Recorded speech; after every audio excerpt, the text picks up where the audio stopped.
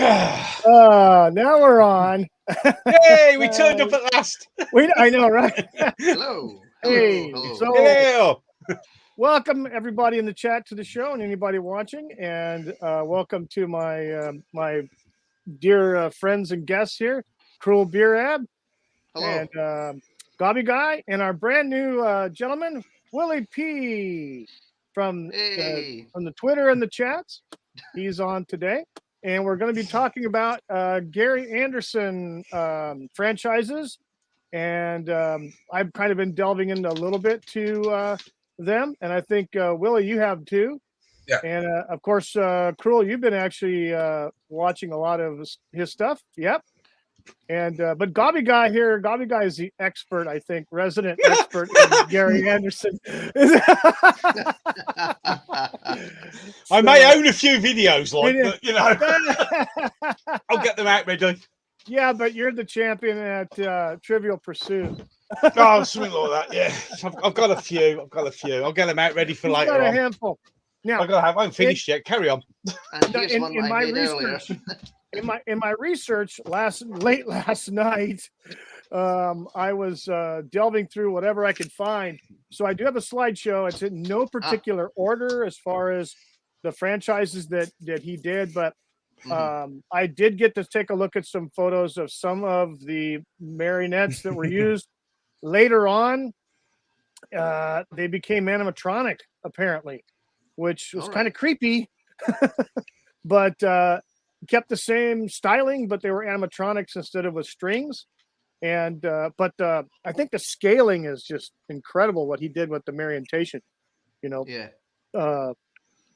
Everything that he was doing. Then of course he had some, you know, there was more than just UFO and Space 1999. There was actually a couple other live action shows I've never heard of, but actually featured American actors and actresses, and I'm like, whoa. Did he not do the movie Journey to the Far Side of the Sun as well? I'm not sure. I don't know. I think so. I've seen all I really know about is Space 1999 and how much I loved watching that as a kid in the 70s. Right. And, you know, and then I've been delving into Stingray. I've been binge watching that. And I haven't gotten into the others yet, but we'll start it off. You'll enjoy them. You'll enjoy them. Oh, yeah. I like Stingray. Oh, that's great. Stingray. I watched that a while back, as you know. Yeah. Stand by for action. Anything could happen in the next half hour. Quit reading my cards. I'm just repeating the Stingray. Stingray. Sorry. Here's a question. I'll tell you what about Stingray. What's the most interesting or puzzling? I can't remember. I can't figure it out. But the ending song on every Maria.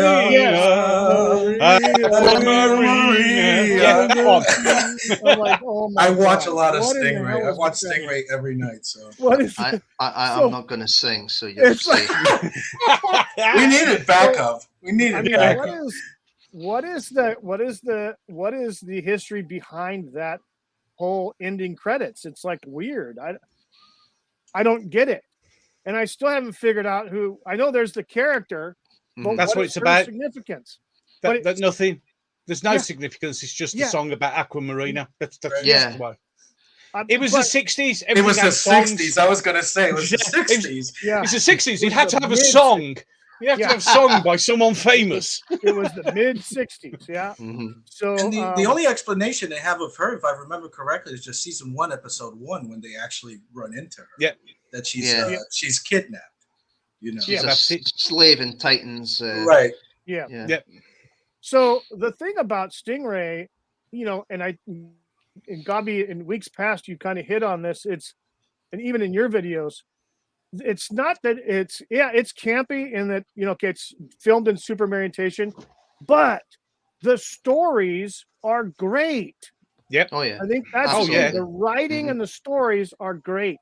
So it may look like something that could be marketed for children, but it spans everything.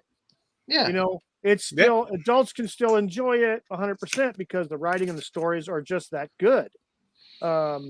You know, and if it's that good in Stingray, then, you know, obviously Supercar and Thunderbirds and all the other franchises that he did, it's got to be just as good. Yeah, you will enjoy Captain Scarlet and the Mysterons when you get to that. Yeah. And you got Joe 90. He also did Joe 90. Yeah, got that as well. Yeah, it's still here somewhere.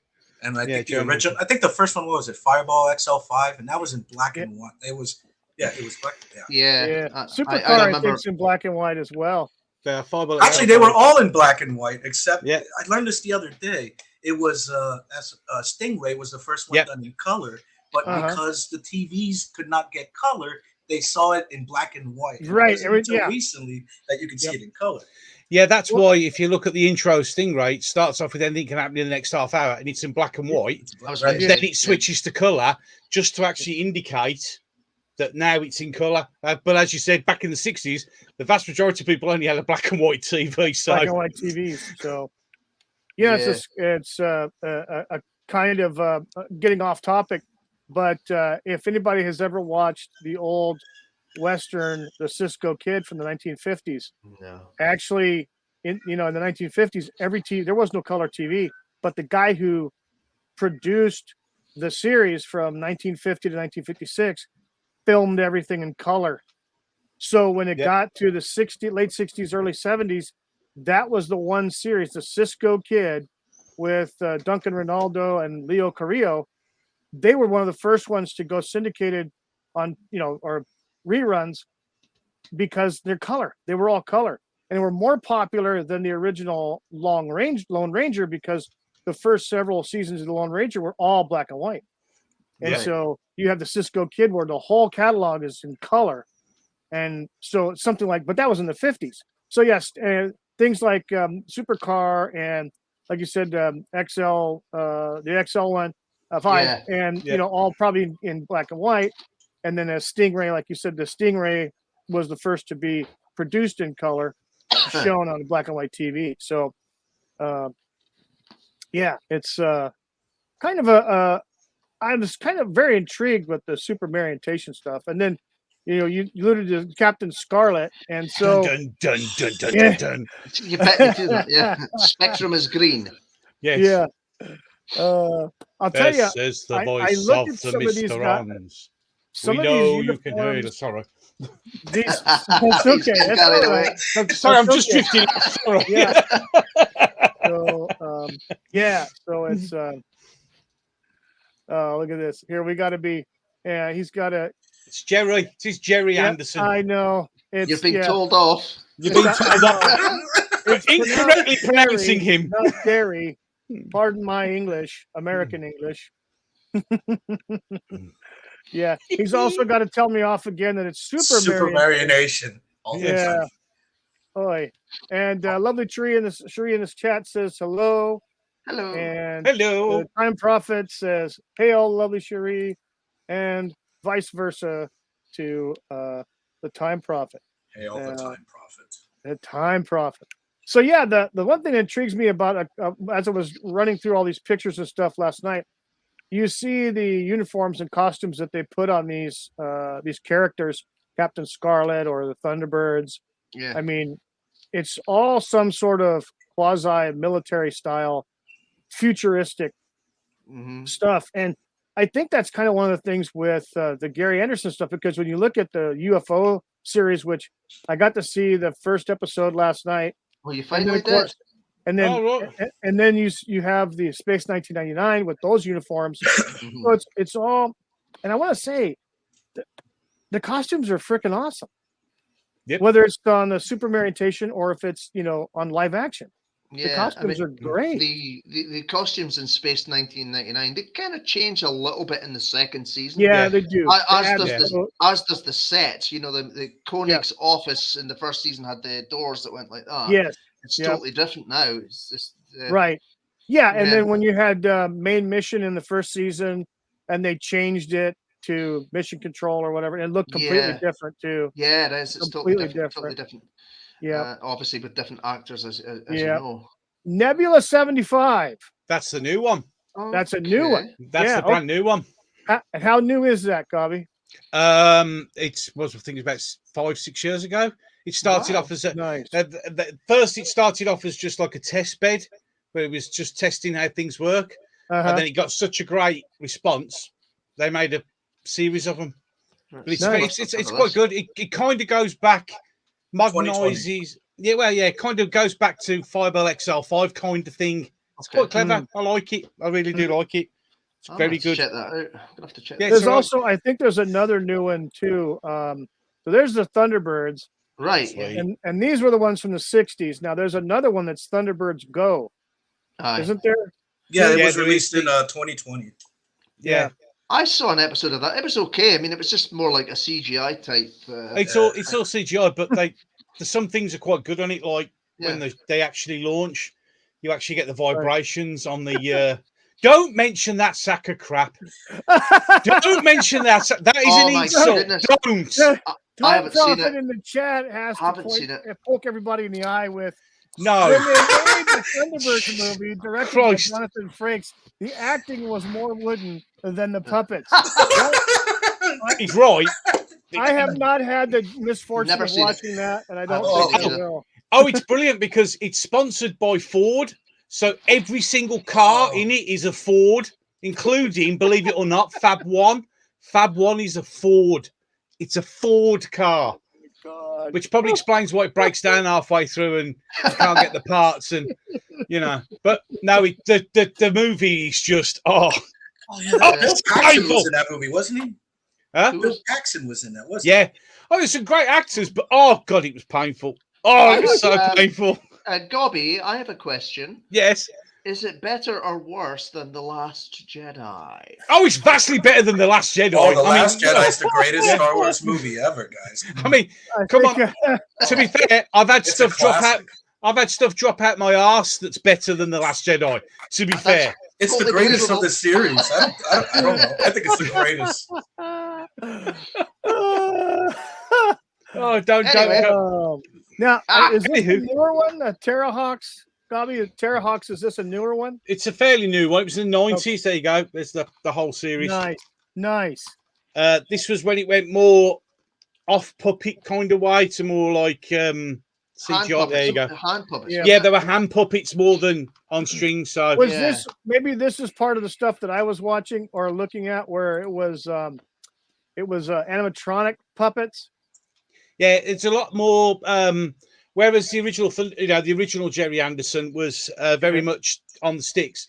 Like when the headsets when they were talking were actually hands inside a mask. Really? So it gave a little bit more.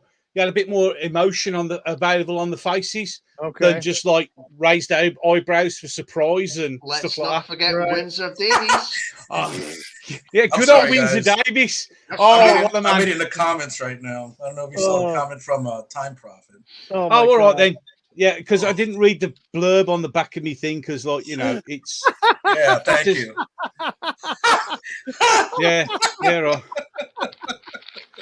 Time Prophet in the chat says, Gobby Guy, when will we get the DVD of your arse content? Get ready for it. It's currently in production. Obviously, I can only film small amounts each time because I'm quite a regular kind of guy. Yes, I know it does say the 80s on the back. Sorry, I didn't read it. Jesus. Yeah. It's too early for this, to be fair. 83 to 86. Yeah, it's too early. I wish I was... Dude, I wish I had that beer you're having right now, brother. Yeah. I'll send it through the screen if you want to keep on. You see, that's the one thing we're missing out of technology, the ability to send each other beers and stuff through the internet. That'd be awesome. I know, man. Yeah, technology will suck until that day comes. Exactly. We can just like a transporter. We can just beam it over to you or beam it back to me. Yeah. Maybe they've already invented it, but we're not allowed one. That's more like it. That's more like it. Yeah. New World Order. Disgusting. Yeah, exactly. So here we have Supercar and this DVD cover that I was able to find. One of the I'm not sure if I've seen that. He's got the same one. Supercar. Supercar. I like Supercar. Yeah. Supercar's really good. All these. Yeah, I haven't seen it yet. So I don't know. I can't remember. If I've seen it. But the thing is, with like Supercar, Fireball XL5, and Stingray, they all had songs to introduce them. Okay. This had a really bad. This really did the song for this supercar. It's a supercar. No, shut up. It's awful, terrible songs. But apart from that, now, from what I was hearing in some interviews and small short snippets of documentaries regarding Supercar and Thunderbirds and things like that, did they do some? They did some crossovers with Supercar and the Thunderbirds, I thought. Where in not officially, but they'd have the supercar actually in scenes. Oh yeah, probably. They would probably use the supercar. I know in Stingray they had photos like on the desk or something from other shows. Yeah. That you could just notice it if you've watched all the other series and shows. Yeah. Mm-hmm. And that's kind of cool because that's my big thing was this all one big? Were they all related in the same universe together? You know. I think that would be kind of cool if they were, you know. Because I know, like with UFO, wasn't the year 1980 in episode 1? Yeah, it's 1980. 1980. I don't and so you got Space 19 like that though. Yeah, tell me about it. And then Space 1999 obviously was in 1999. Yeah. So really, you never guess, would you? I mean, imagine that. It was only, unbelievable. What a brilliant idea. Who knew? Who knew? Here's Joe 90. I probably saw some of that. I just don't remember. Joe 90. He's a little kid. Yeah, the little blonde kid. That's a pretty good show. I'm sure I would have seen it. There we go. Yeah. And I just watched one. It's quite a good one. I've got loads. It's a little kid who gets programmed in something that looks like one of those hand whiskers they used to have. You remember? Used to be, they put them inside of it. Yeah. Get inside. I swear to God, that's what it was. There's some bloke under the stage just going zzz with his hand. Now programming. Yes. Oh, that was perfect. But funny enough, was copied later on in the Matrix, where they could get programmed by having things typed in a computer and make them good at flying helicopters and stuff. Okay. Yeah, yeah, you see. So Time Prophet in the chat says, no, I want to see Gobby Guy in a Joe 90 remake. It wouldn't be a U certificate, and that's a guarantee.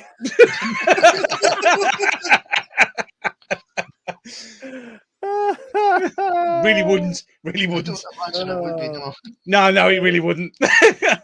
Yes, it was.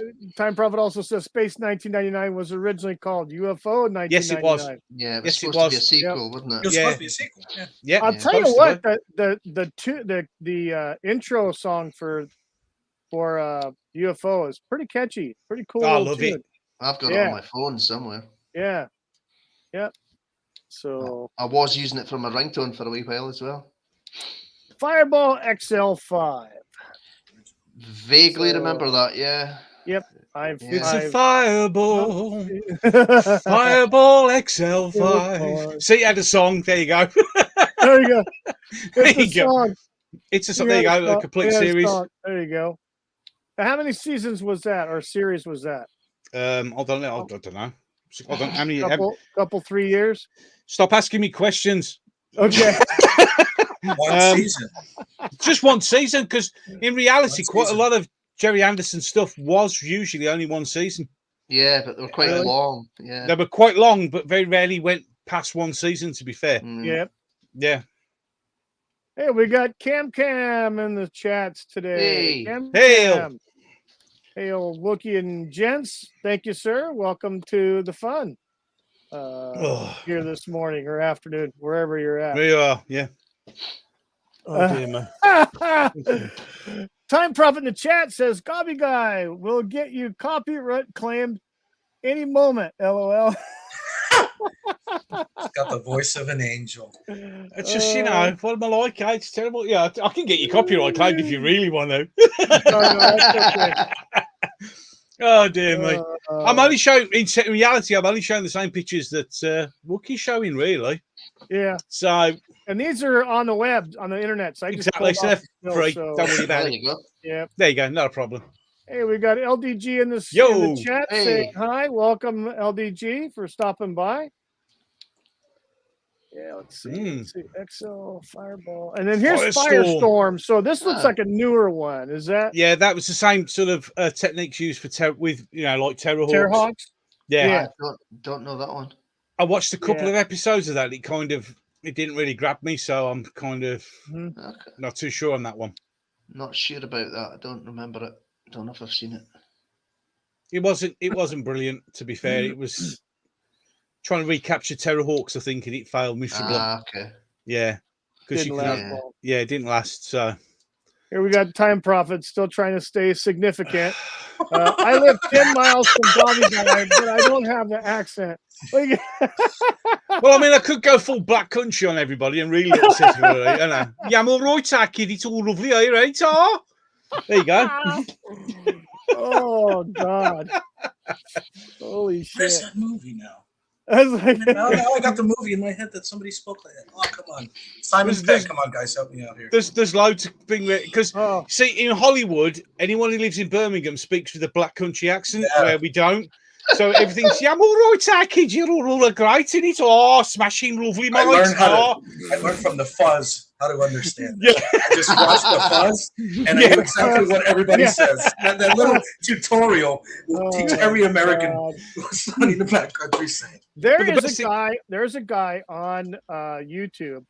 He has he's an Englishman, and he does tutorials on the different English accents, Cockney, and all this other stuff. And oh God, and he's funnier than hell when he's doing stuff like that. But it's I forget the guy's name. I've subbed to him, but I haven't seen anything from him in a while. Well, he's probably run out of accents to do. There's only no offense to you Americans or something. He's like, but no offense to you Americans, but we're only a very small country, so little one. Oh yeah, people say everybody from the South sounds the same. There's a big difference between Texas and Louisiana, and they're right next door. No, sorry, I take all my southern accents from America, from Hollywood. So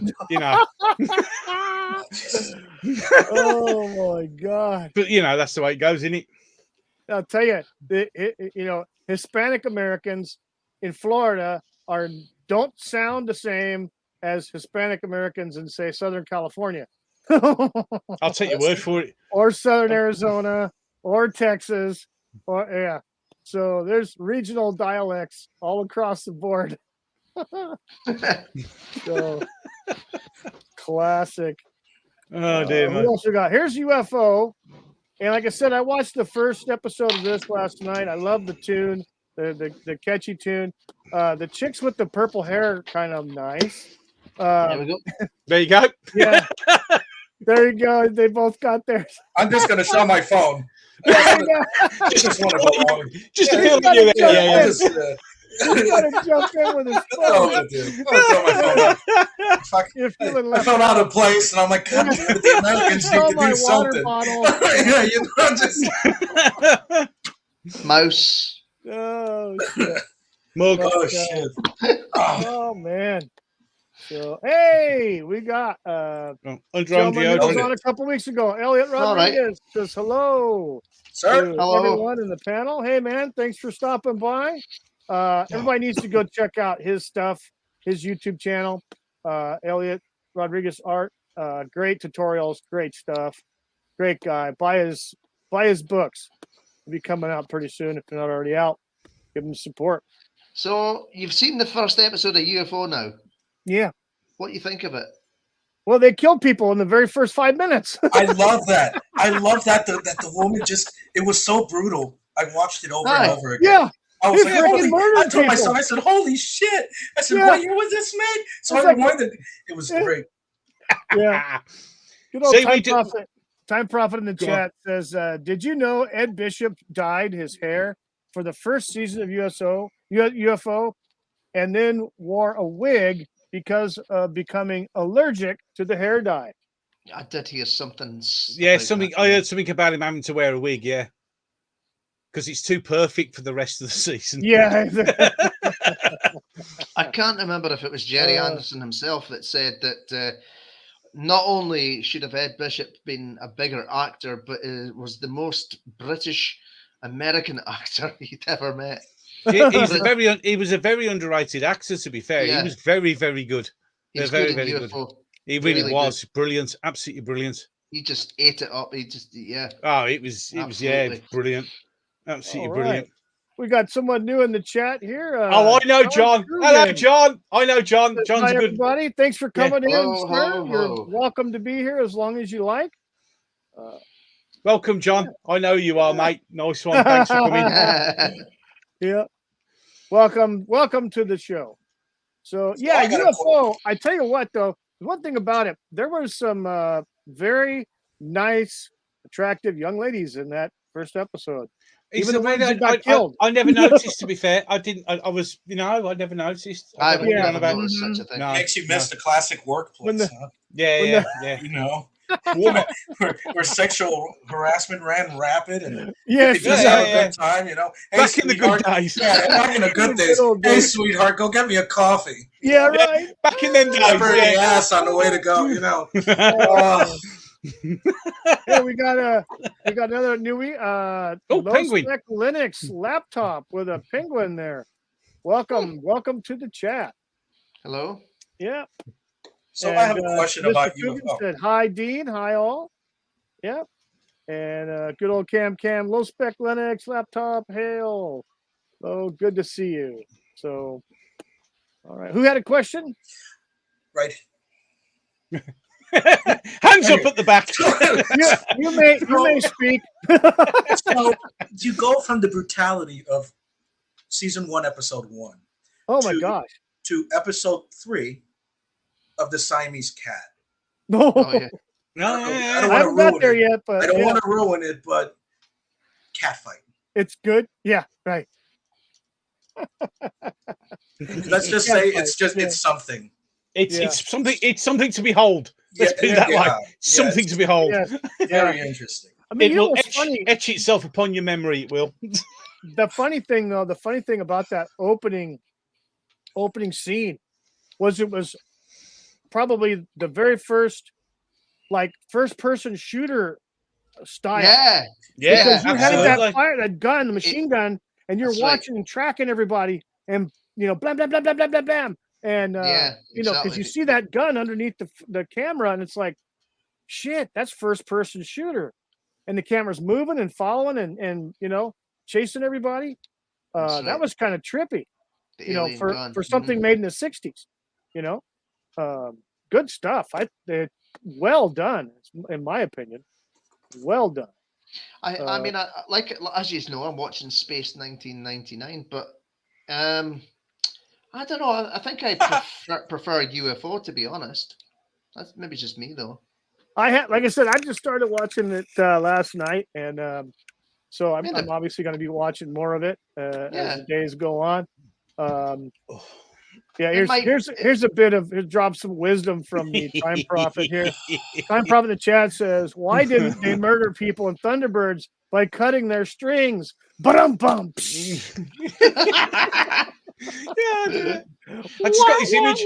I've just got this image of someone standing there with a pair of scissors going, "Tell me the truth, or I'll make you lose the use of your arm." Dink!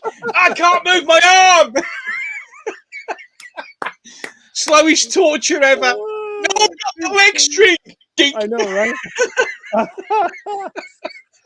Oh dear Lord! But I will have to say that opening scene hooked me. Oh yeah, that was like, because then all of a sudden you see that first person that gets killed is the chick, the chick in the dress, and she's like all sprawled, blood everywhere. I'm like, holy crap! And then they're like, you see the rounds hitting the tree bark and the ground, and the guy's like running around. He gets blasted in the stomach and the chest, and then all you see at the last scene, you see the girl, for whatever reason, was kind of stupid. She stops and tries to crawl up a tree.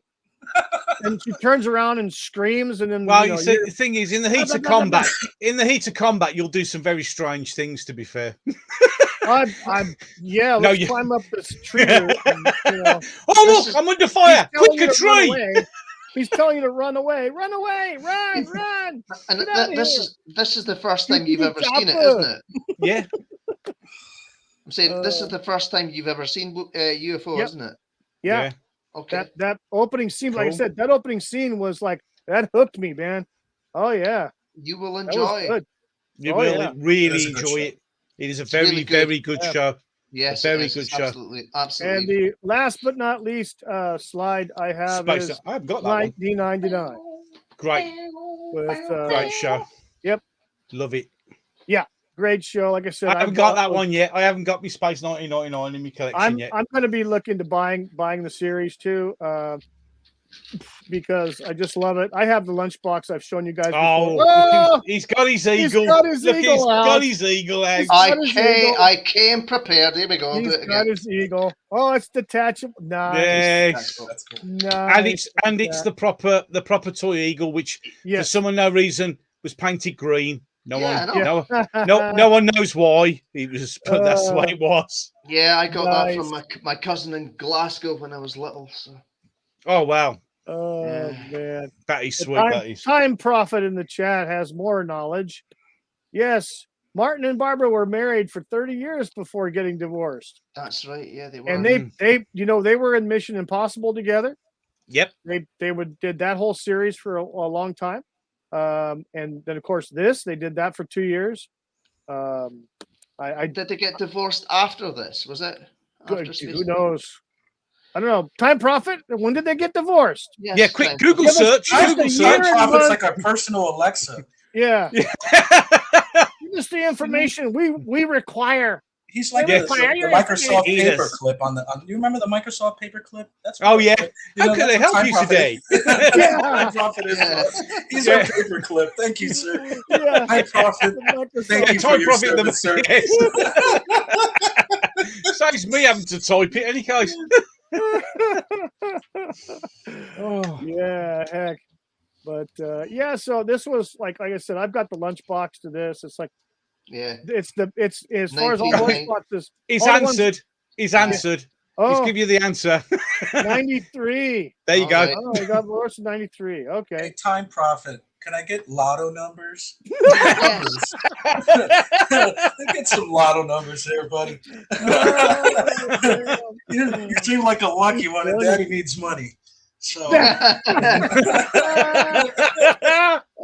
know. Damn. Yeah. Heck. I don't know. Here we go. He's John not wrong. Coogan in the chat says Barbara was mega wooden in Space 1999. Awful. I would tend to agree with you on that. She was very shit wasn't animated. That's especially in episode 1. You know, the first episode, she was like, I thought she was like a robot or something. You know, shit. But not off on that in my opinion. Hold on. But yeah. So you know what's funny is all these shows like Space 1999. UFO, and then some of the other things like a lot of the Irwin Allen, in fact, all the Irwin Allen sci-fi stuff from the 60s was available on Hulu up until about 2 years ago, and then they started systematically deleting them, taking them off, so not even available. Because back when we first got our Roku and we had the Hulu service, I had all kinds of 1960s shows, like I had 1999. I had Boys at the Bottom of the Sea. I had a bunch of old westerns shows, and then also I had what do they call it? My brain just shut down. Not enough coffee. No, more coffee. Drink more coffee. Yeah, I know, right? Well, I had a nice cup of Sumatra this morning. Oh, very nice. My coffee. First one. Yeah, dark. The darker, the better. So now hail Time Prophet. Hail Time Prophet. Shout out to Time Prophet. Hey, hail Time Prophet. All right. There's little Willie right here. Ah, nice. Nice. You're a young Padawan, no doubt. Yes, I do. He will be trained. He will be trained. Trained in the arts of the fandom. Yes. Absolutely. Cool. Oh, there you Very cool, dude. Get out of here. Little kids bring up the likes and the thumbs. Listen, I got dogs here that do tricks. We do this all day. Bring them all. Bring them all. Oh, you want me to get all my kids because I've got 7. I've got 7 kids. If you want me to bring all the kids on board, so you know, I've done my bit for Western society. Yeah, there you go. Big Willie and Little Willie. Everybody. Sorry, I don't have any kids, so yeah. It's all right, mate. So I picked up the slack for you. You're fine. I'll just go away. See you later. No, honestly, no. Trust me. But no, so yeah. Hey, Gobby, I do got a question though. So, what about the Secret Service show? Have you heard of that show? Yeah. Oh God, that was. God, that was. It's almost akin to the ones like Dick Spanner. Do you remember Dick Spanner? Yeah. They did that. It was a Private Eye Robot. It was hilarious. It was not very. But yeah, Secret Service. I do remember it, but it's been a long time. It's back there in the midst of my severely alcohol-addled brain. There was one called The Precinct. Oh, that was good. Right? The Precinct was all right. That was a mixture. That had Robert Vaughn in it, didn't it? Yeah. Another American actor. He was all right, I guess. He was okay. I preferred him in Man from U.N.C.L.E., to be fair. Yeah, that was a good series. I was waiting to say that's the benefits of growing up in the 1980s, because everything was repeated in the 1980s. So I saw the Man from U.N.C.L.E. and Robert Vaughn in that. Yeah. Oh yeah. It was. Oh God, it was the best years to live in the 80s. You got everything. Yeah, everything. 50s, 60s, and 70s. You got it all repeated. Oh yeah. Yeah. And to be fair, some decent original 1980s shows as well. Yeah. Well, of course, yes. There were sadly lacking in this day and age where that's why we're watching them all again. Yes, this is what we always talk about. That's all we talk about. We talk about the before the woke times. Well, you guys don't want to talk about Buzz Lightyear, one of the greatest Disney movies of all time. Come on, guys. I could talk about it. I did a video about it, how badly it flopped.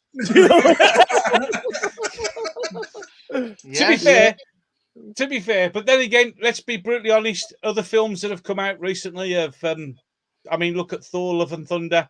It's already down by 42% after its first opening weekend because it's so good. Yeah, so I heard that the Minions is not bad though. Oh, the Minions! Yeah, the Minions are crapping all over everybody. You know why? Because it's funny. It doesn't preach, and it's just good old-fashioned entertainment. Yep, bit like Top Gun Maverick. It's a film you can go and enjoy. And this one, though, you can take the kids. Crap. Oh, no. It's funny. Better than the humour that's in Thor, Love and Thunder, which is supposed to be funny. And I've heard that movie was pretty much what everybody's been predicting. It was going to be. It's an MCU movie. It's an MCU movie. It's a Marvel movie, which is filling for the next Marvel movie, which fills for the next Marvel movie that no one cares about anymore. Right? Yeah, exactly. It's not good.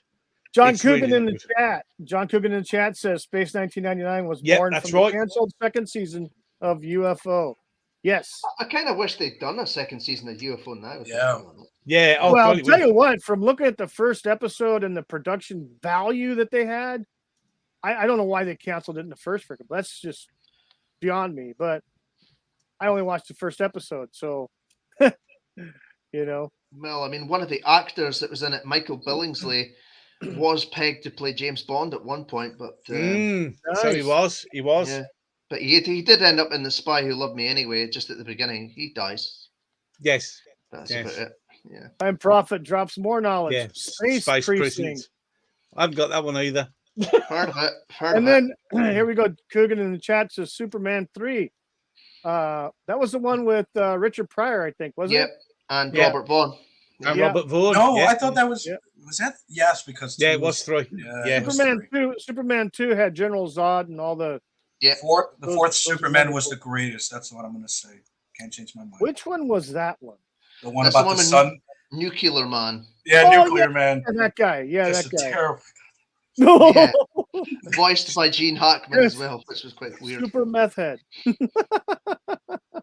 Didn't he refuse to cut his hair in that Superman movie, and that's why? What was that? Was it that he refused? Yeah, he refused it, so you can see the cap on his hair in that movie, if I remember correctly. Really? Oh yeah. That explains a lot. That really does. Oh, so I'm getting flashbacks of that awful film. It was a classic. What are you talking about, Gobby? That's the greatest. Yeah, it's right up there with the classic films like, you know, The Last Jedi and That's any better other than The Last Jedi. and any other Disney Star Wars that's ever been created ever. Greatest. God. I'm gonna give Gobby indigestion. Hang on. Miss John Coogan says I've heard Thor isn't great, mediocre at best. Exactly. Well, I've heard worse. I sat and watched it yesterday, and You gonna do a review on it? No, because I'm not reliving that pain again. No. There you go. I'm just not under Spider-Man. You'd have nothing to swing on. That's also very true because all our houses are now bigger than 2 stories. It'd be a bit pointless, really.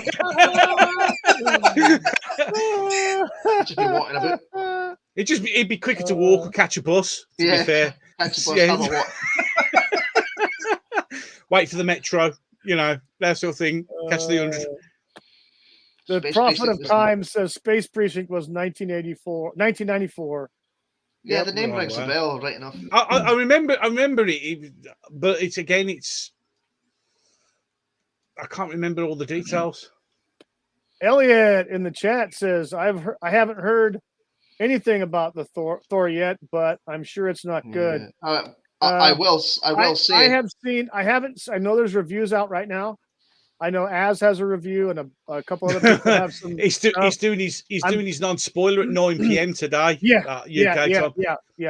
So but some other people had some small blurbs out and about saying pretty much it's exactly what you expected it to be.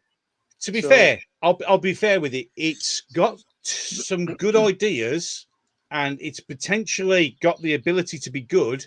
And then everybody forgets about those good ideas and just degrade. Right. It's like you'll have something that's really quite intense and quite good, and then we degrade it with comedy, which is not needed. It's like spoiler alert. It's like you have Natalie Portman as the female Thor, but hold on, because it's all to do with multiverses and all that crap. But it's never really explained how she's like that. You don't need to. It's Marvel. Because I'm here. Yes, with my let's be brutally honest, CGI muscles. Yeah, they're CGI'd arm. Yeah, they're CGI'd muscles because, like, you know, it's boom. Yeah, but there's a lot of times where you think, well, this is going great, and then a bit like, you know, if you've watched modern day Doctor Who, great idea, here's the plan. And then just forget about it, and it just goes off on a tangent, or it doesn't get explained, and you sit at the end going, you know what? And it's just forgettable. I mean, like now, I saw it yesterday. I can't remember 80% of the film because it just drifts off because it's just unexciting, absolutely unexciting. There you go. Time Prophet in the chat says Rob Youngblood in Space Precinct used to be in Melrose Place. All right, I've heard of Melrose Place. Yeah. Wasn't he also in that? Now he's starting to shill for his channel. I just got a hold of a movie called Noah's Shark. It sounds really bad, and probably sounds so good. That sounds exactly like what we want to watch. I love shit movies like that. I saw a picture of that on Twitter yesterday. I kid you not, and I couldn't help it, but I just had to say, I think you're going to need a bigger boat. Yep. That sounds Noah's Shark sounds very much like to me like Sharknado. It's going to be one of those films that is that crap. It's brilliant. It's that awful. You just can't stop watching it. How many Sharknado movies has there been? 6 now, and it's 6 they've done, I think. 6. Yeah, and the best thing is they get progressively worse. They don't improve. They get worse and worse and worse and worse. I haven't even seen one. They're so funny. Even seen the first one yet. I Hey, Wookie. Oh, the Sharknado movies are incredible. Wookie, you got to look up at this. Oh my God! It says Noah's Shark. The cover art. There's a shark beneath Noah's Ark. You have a holy shit. You have a giraffe, an elephant, a hippo, and a lamb, swimming in the water. You got to see this. This is incredible.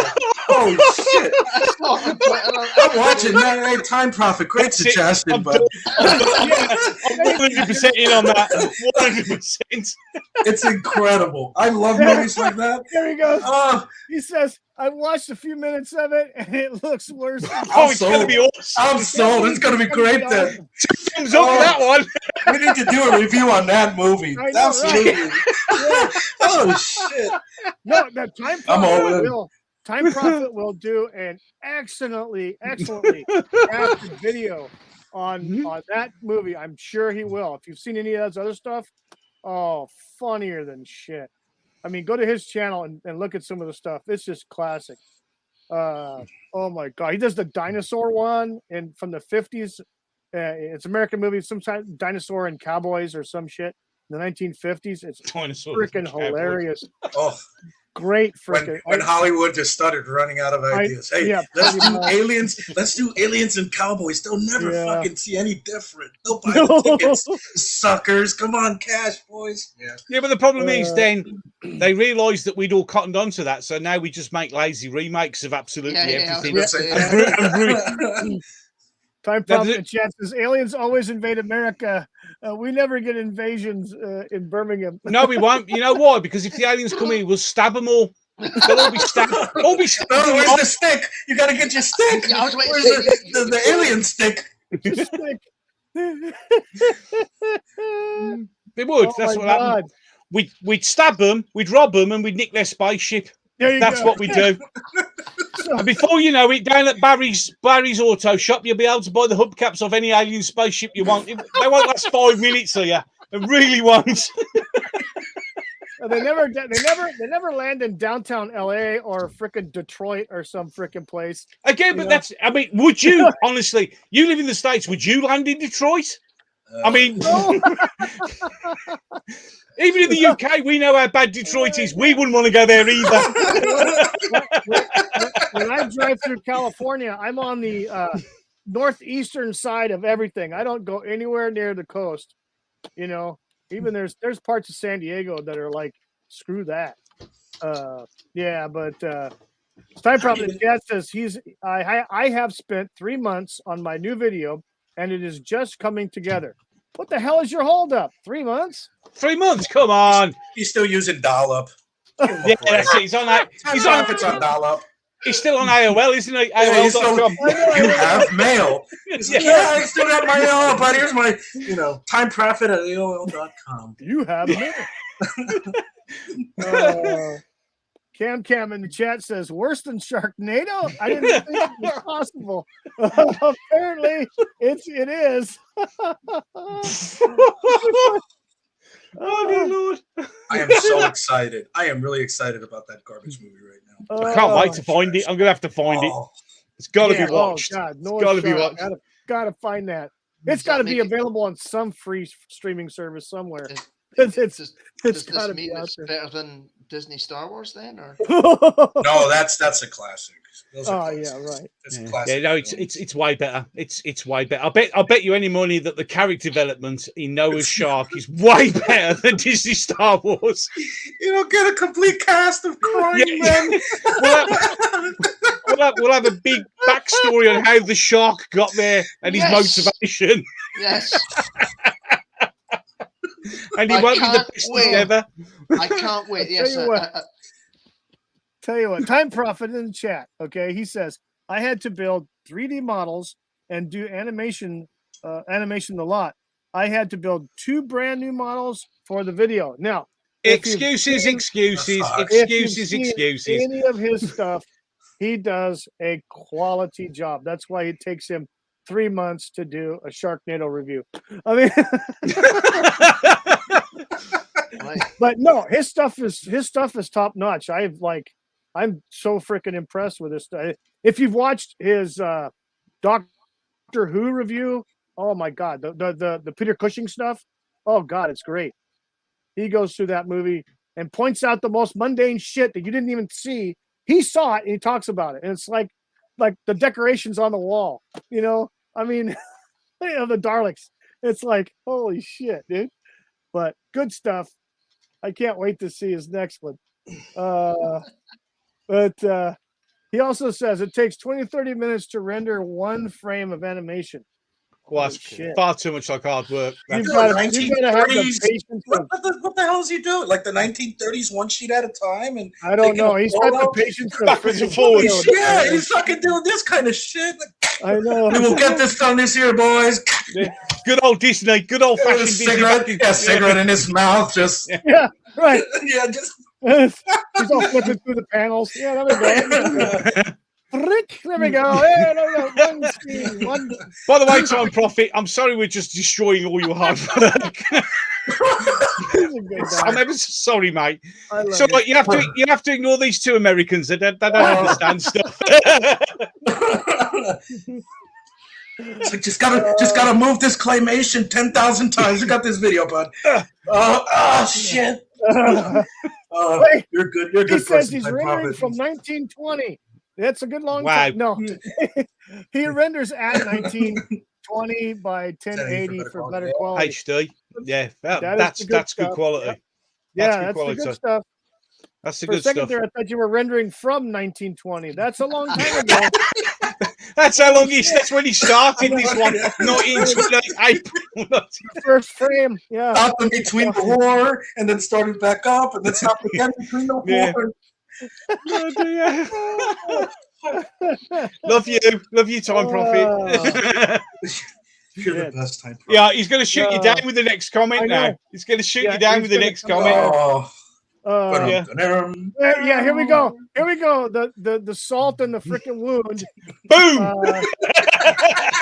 It's okay. I have over 4,000 views on my Guanji video. That's the Guanji.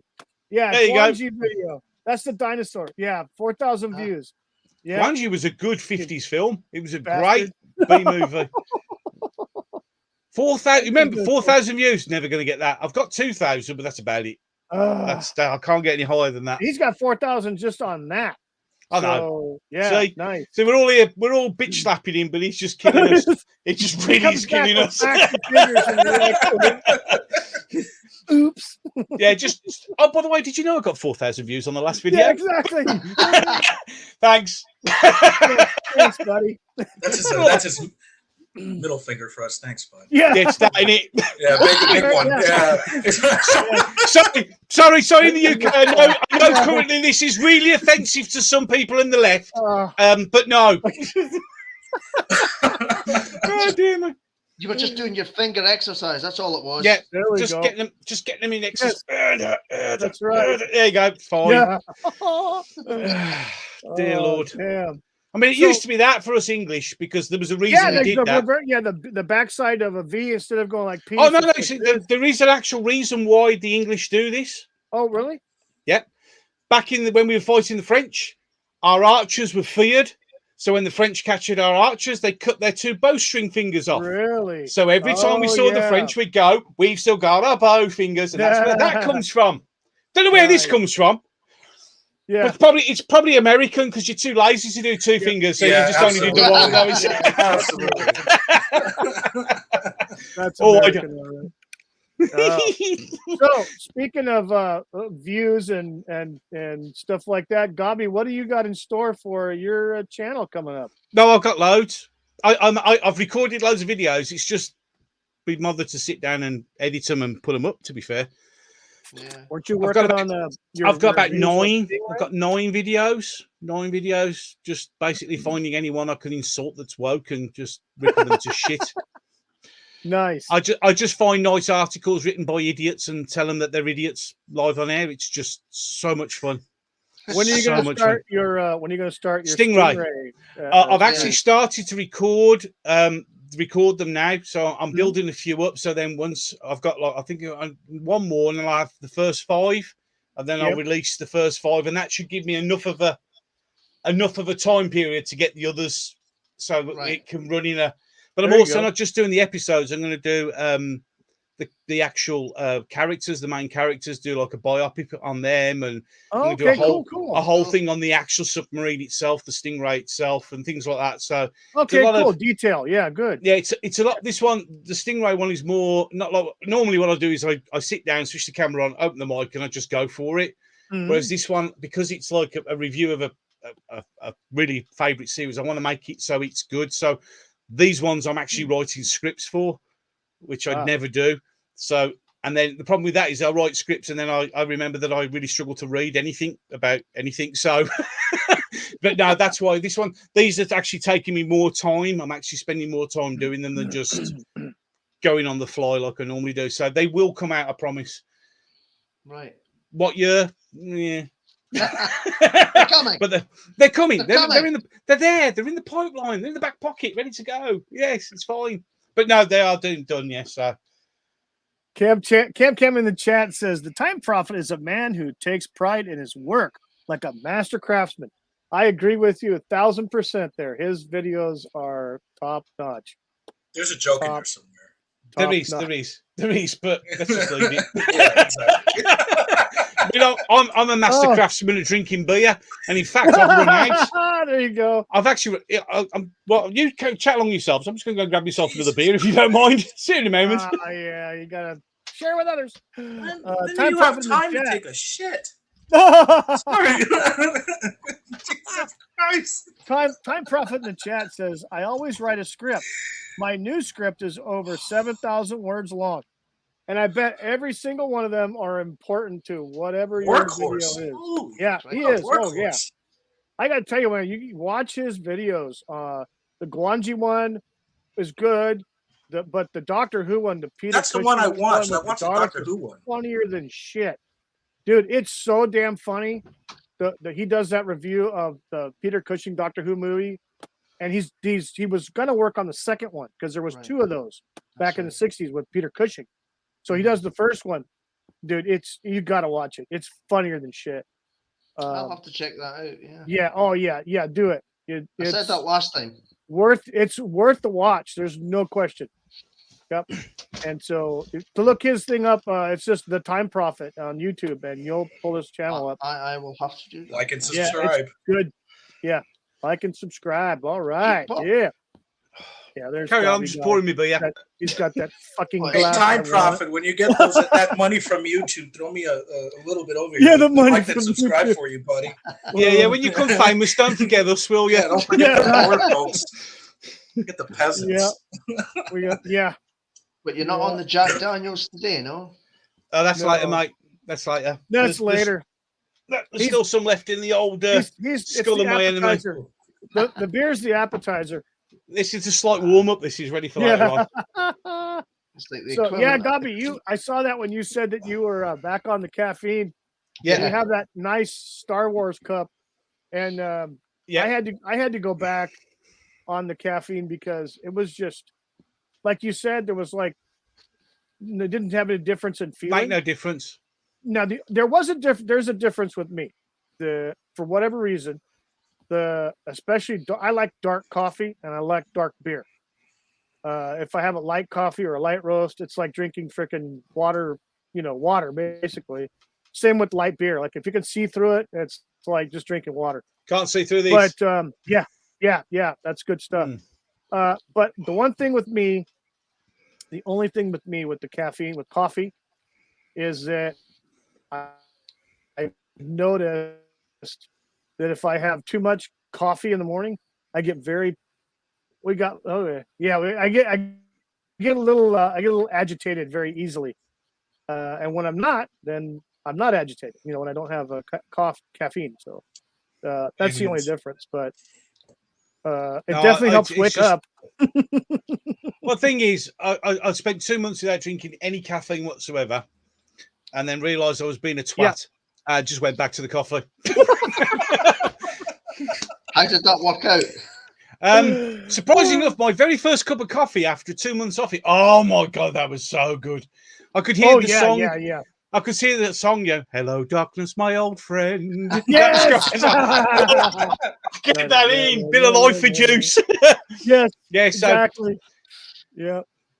But So, no, yeah, it's because I like my coffee strong. It has to be. That's why I got the Sumatra.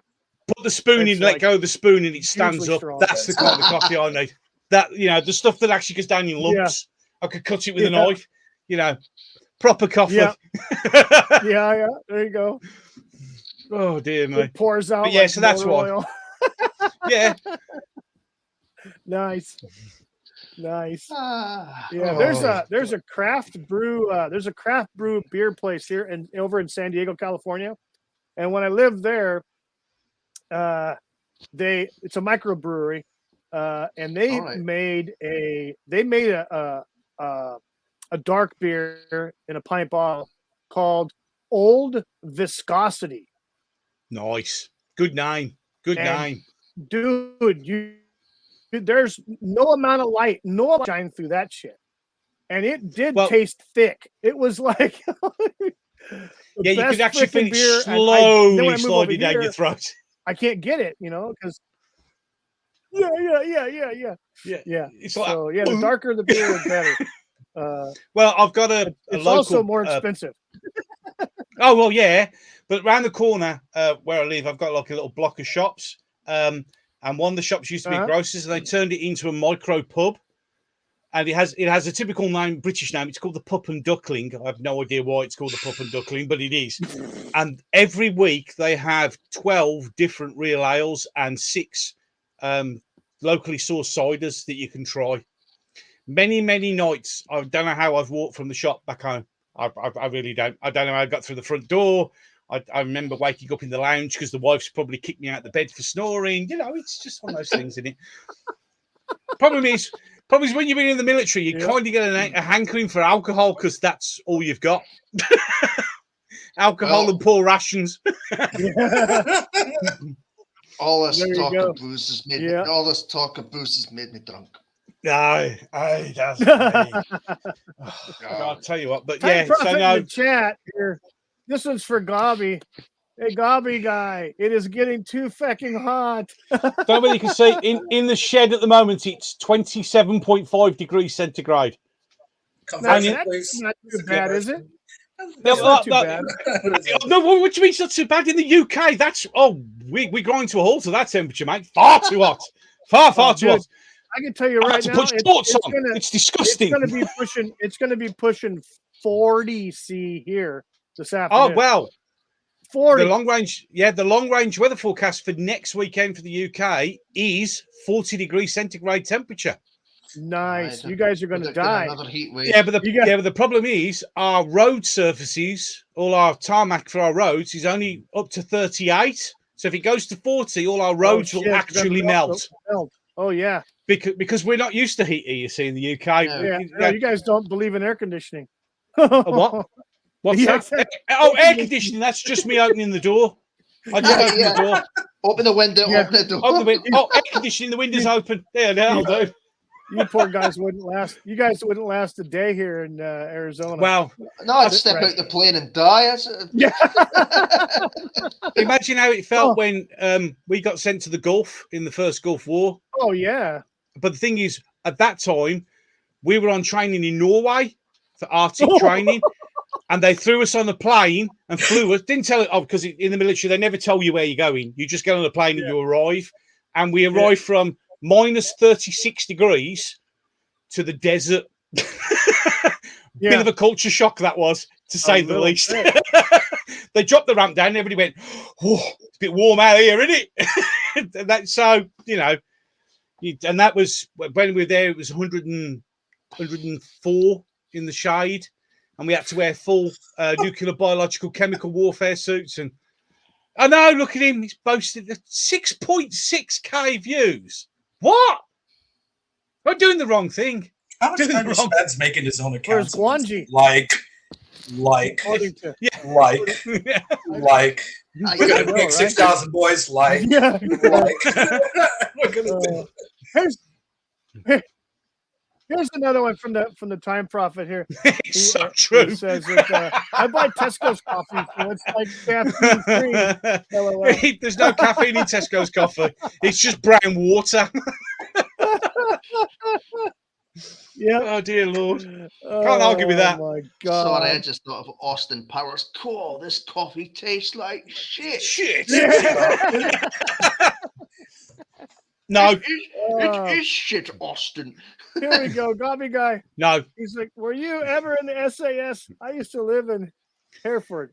Yeah, Hereford's where the SAS base is. And no, I am not crazy enough to be in the SAS. I wouldn't even attempt it. I mean, you were just a grunt, right? I was just a grunt in the 1st Royal Regiment of Fusiliers. Sir! That was me. I was just a good old-fashioned infantryman. That was it.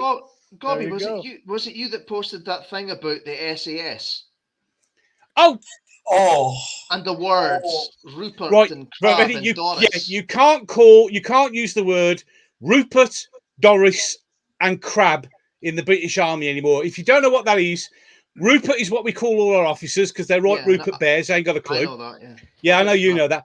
Doris is any female soldier because she's Doris. Oh, okay. And Crabs is what we call the RAF because they wear blue uniforms and the colour of the medication to get rid of crabs, sexually transmitted, is blue. Hence crabs. Nice. Yeah. So we can't call them that anymore. And also, just recently, the British Army has announced that they have dropped the physical fitness requirement to get in. Now you can get in without any physical fitness whatsoever. They've dropped press-ups. They've dropped sit-ups. I mean, when I left, I can join. go with a beer. Just I'm in. Just walk up. I understand you need some soldiers. Oh my God! I'm here to sign up, old chap. What was that? No, seriously, you can't say lads either, can you? No, lads. Yep. No, can't say lads because obviously in the British Army, everybody is a lad, irrespective of your sex. Yep. Come on, lads, let's get at it because that's tradition. But now some stupid. The best thing is, I mean, just as I was leaving, there were a lot of females coming into the army, and they never complained. In fact, I don't think I've ever heard anyone complain. It's some uptight dickwad in charge thinking somebody's going to get offended. Yeah. And to be fair, if you're in the army and you get offended by words, trust me, that's the last thing you want to be worried about. Is some words. There is a lot more. Bullets start flying. Well, you know, it's just I'm just stunned of how ridiculously woke our military, and that's everywhere in the West. Our military services have gone ridiculously woke now, and I mean, I just don't get it. I come from an old. I mean, I joined the army in 1986. You know, when the British Army had big SLR rifles and everything weighed a ton, and it's not the same anymore, and it's frightening and it's very worrying that if the shit really did hit the fan, you have to look outside at the snowflake generation, and that's who's going to save our ass. We're screwed. No, they wouldn't even do that. They'd all break down in tears when, I mean, you know, you bump into a sergeant major who's got a real bad attitude problem, which they all have, by the way. They don't like any of us. They'll burst into tears. I mean, on my first week, I had the misfortune. I had a sergeant screaming at me, and as he moved, my eyes followed him. That was the worst thing I ever did in my life. For an hour and a half, he was this far away from my nose, screaming obscenities at me because I dared look at him because I didn't ask permission to look at him. Nowadays, you can't do that. You can't do that anymore. You're not allowed to do that. And it's just so wrong.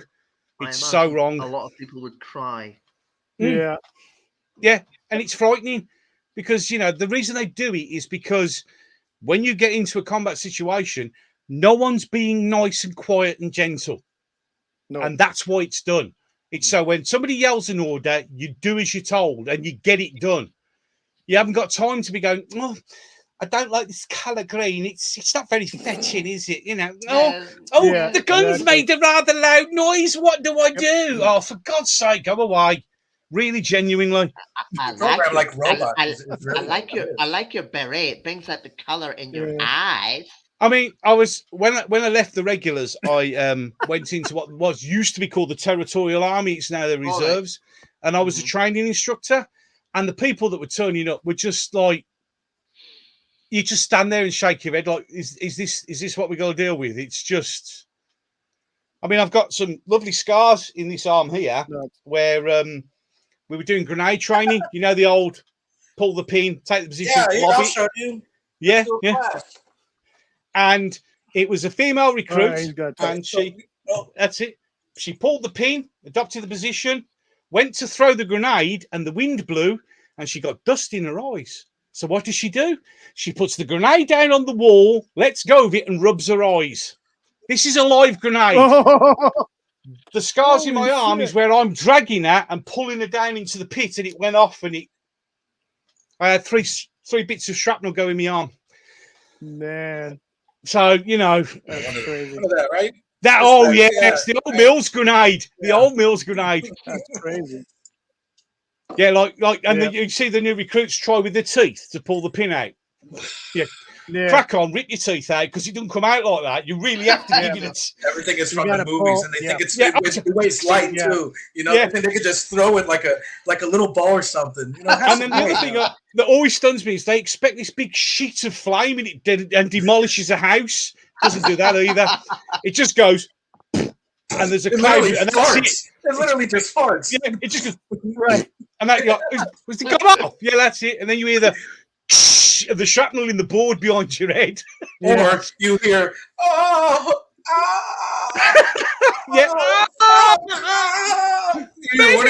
the other. Medic! Who told Jones it was okay to go out in the grenade pit and play silly buggers? That was the first time I blew up a guy. Jones, pick that up, will ya? You know, it's funny. We were out there when I was in Iraq, and we took over a little compound. It was a hunting compound. We didn't have any food, so we started hunting gazelle and impala in the back of trucks because the supply lines were cut. And we're like, okay, so we would get up in the morning. A sergeant would get up with a couple of privates, get in the truck, and start hunting for food. Well, we would send some other privates to throw grenades in the water. Get the fish. To get the fish. We had no time to actually cast it, you know. So all you hear is boom, boom, and the pow, pow. Breakfast is done, you know. What you had to do what you had to do, didn't you? I mean, that's the simple truth. The matter is, you realize how stupid you are in those situations that you become almost robotic. Yeah, I was riding a motorcycle through downtown Baghdad. Nope, not a care in the world. No gear. I mean, literally, let me take this one here. This is literally me pissing around in Iraq on a little motorcycle, you know. But you know, did we get in trouble? Yeah, we kind of did because we started taking vehicles and stuff like that. Yeah, because you know, upsetting the locals and all that. Well, we needed transportation, and we saw a Mercedes S-Class, so we cut the top. Perfect. And put the 240 on top. Look, if you're going to do it in style. That's if you're going to make a technical. Yeah, don't have some crappy Skoda. Get a Mercedes. That's the way to go. Hey, I don't know if you guys, what is the deal with the orange doors? Do you remember? You ever seen that? So if you look at the vehicles over there, like Kuwait and Iraq, they all have orange doors. Oh, that's identification, isn't it? Because all the vehicles have orange doors, even the civilian. Exactly. Because what it is the locals worked out that if you had orange doors, planes had a tendency not to bomb you, so everybody just painted the doors orange. There you go. It's like when we were there. That would be useful. Yeah. It's like we used to have these orange panels that we used to stick on the back of our armored personnel carriers. I mean, not that worked very well, but so once they clocked onto that, you would see Mercedes driving with big orange fabric panels, homemade dyed, tied to the back. The thing is, in a war zone, the enemy learns very, very quickly and it adapts. So it's not stupid, you say. But it's them with the dice. Especially in the city, too, you know. It was very interesting watching RPG. You get to a point where RPGs don't matter. And it's just blowing up right next to you, and you're like, "Whoa, hey, that was close! That was close!" Hey, guys, come on! You know, you laugh about it. You wouldn't believe it. Jack was standing on the corner of this building. Boom! RPG right next to his head. How you doing, Jack? Go on, flip in here. It's okay, mate. You're fine. Okay, you'll be fine. So close, you'll be fine. Don't worry. The ringing passes after a bit. It's only a flesh wound. It's only a flesh wound. Oh dear Lord! This just turned into a military chat show now. I mean, let's be honest. We can go back to Thor. We go back to Thor and be miserable. Yeah, let's go back to Thor. Or otherwise, would I like to relive all the PTSD that I suffered during the war? Let's go back to the PTSD. It's much more enjoyable. My wife's gonna love me later once I know this.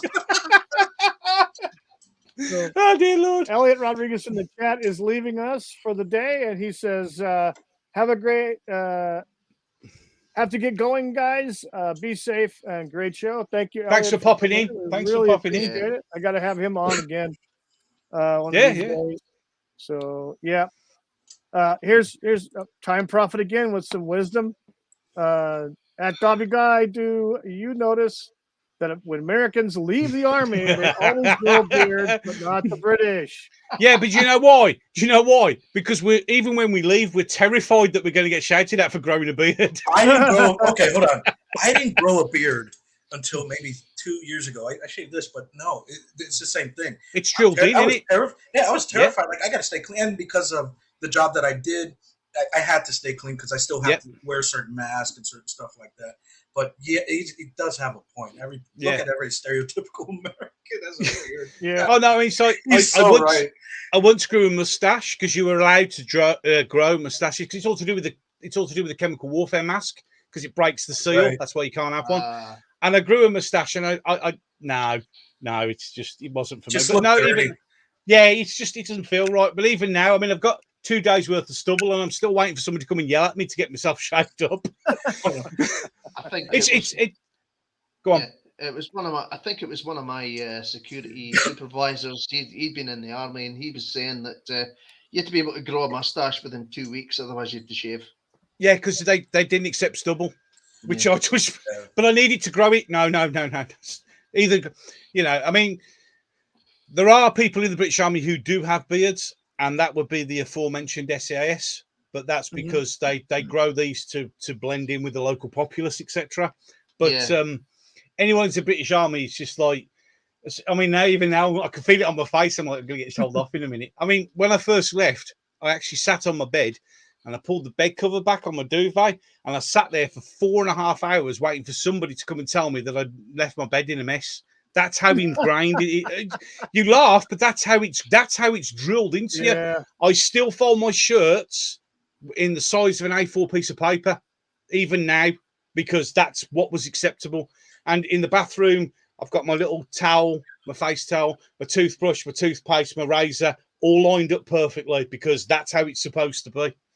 It drives the wife insane. It really does. It's funny. No matter where you serve it, it's the same thing. For us, is a dollar bill. You put it the size of a dollar bill squared, which I still do to this day.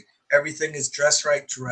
And my wife likes it because I do her stuff that way, and she doesn't have to organize it. Well, yeah, because it drives me insane if my stuff is all straight and hers is just a little messed up. Well, it's your buddy's locker, isn't it? That's what it is. Your buddy's locker's not right. Exactly.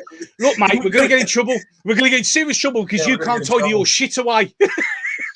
Because it's like basic training. If you don't get it right in the British Army, you parade in the morning with your locker and your bed on the parade square in the morning so the drill sergeant can check your stuff.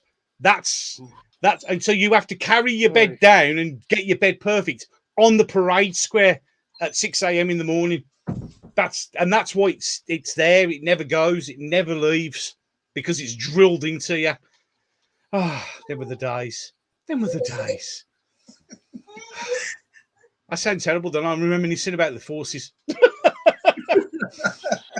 And then we get PTSD and have to deal with it. And then there's the side effects I don't forget to mention, like the fact that you don't get much sleep and you get terrible nightmares, and you don't trust anyone. And that's a good one. Internet issue. Yeah. He's on AOL again.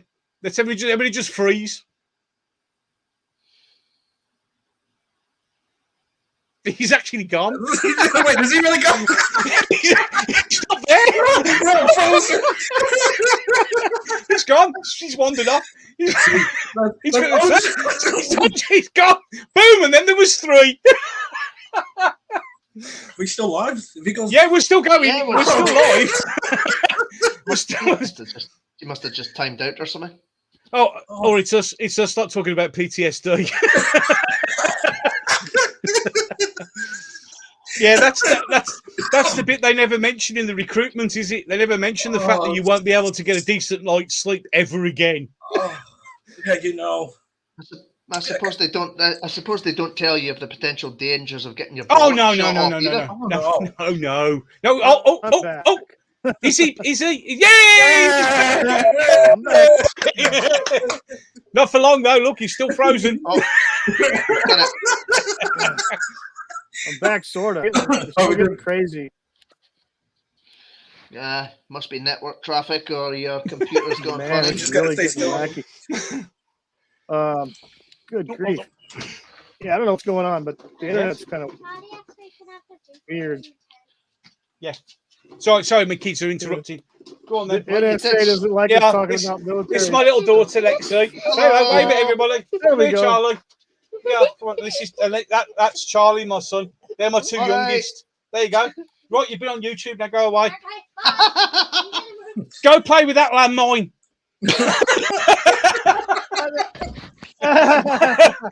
Just a memento from the Iraqi army. I've just left a mine somewhere buried in the garden. Someone will find it. That is, of course, that's a small portion of your children. Yes, I've got another 5, but okay, that'll drive the ratings up. Here we go. Of course, I've got 2.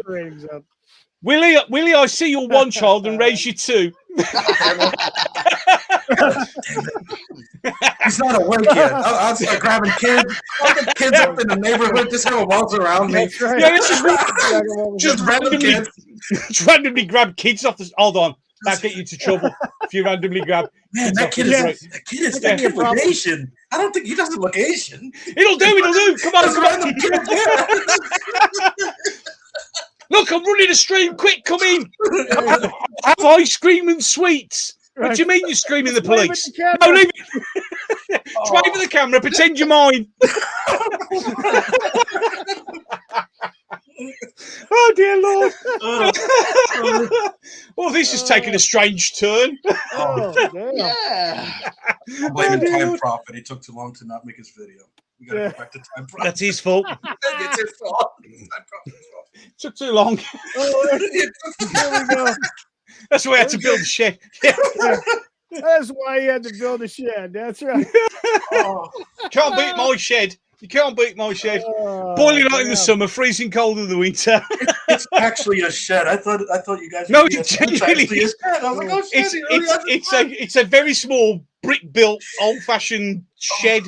Originally, is it about 2 meters by 2 meters by 6? Well, if you actually went here just above the roof, I'll put the camera. You might see it. You might see that lump of concrete there, the roof. Right. Yeah. That's where it would be split. Yeah, I'll put it up there. There. See? Right. Yeah. Right. Yeah. Whoa. That's where it was split because that would have been the coal shed back when we used to have our own coal sheds back. And then if the coal shed was still here, I'd be in even a tighter space. But yeah, it's literally just a small shed. I think it's not very big. It looks bigger on the camera, but it really isn't. Because I mean, I can actually just put my arm back and I'm touching. Bigger on the outside than the inside. It's a reverse TARDIS. No, it really isn't. It's just small all over. If you think, yeah, you leave my wife out of this. Oh, dear I'm sorry. It's okay. It's too easy. I left the door open. I had to be. It was quick, and I was like right there. My subconscious was like, "It's." You know. See, that's the military sense of humour coming through. That is. There you go. There you go. Tell you what. Oh dear me. So, any case, Gerry Anderson. What is it like? It's Gerry Anderson, yes. Who's he? What did he do? Never heard of the bloke. Oh shit! Oh, shit. And it's Gerry, and it's Gerry. Gerry. Gerry, whatever. Yeah. Gerry. Oh, dear Gerry. Lord. Whatever. This is so. No, it's all right. I tell you what, this is just like being down the pub. If there was any, it really is. It's just, well, it is for me. I'm the one drinking. You, I'll pick up the slack again. Yeah. So whose round is it, by the way? Who's buying the next round? Anyone? No, what a surprise. I'll mail it to you. I'll mail it to you. You mail me the round. I shall look forward to a box full of really warm liquid in a couple of weeks' time. Hey, what's that place that you can do the food that you can order it? Well, in this country, we got food. Oh. Yeah. It's what is that? I'm speaking to the boss. That's what it was. Hey, what's the place where you can get off your phone? Out again. Uh-oh. DoorDash.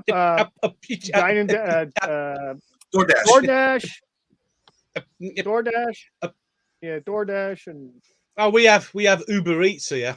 That's what I'm saying. Could you make an order from the United States and send it to his place? Send it to the shed? What? Could you do that? And have a pizza turn up 3 weeks later. That's going to be so tasty.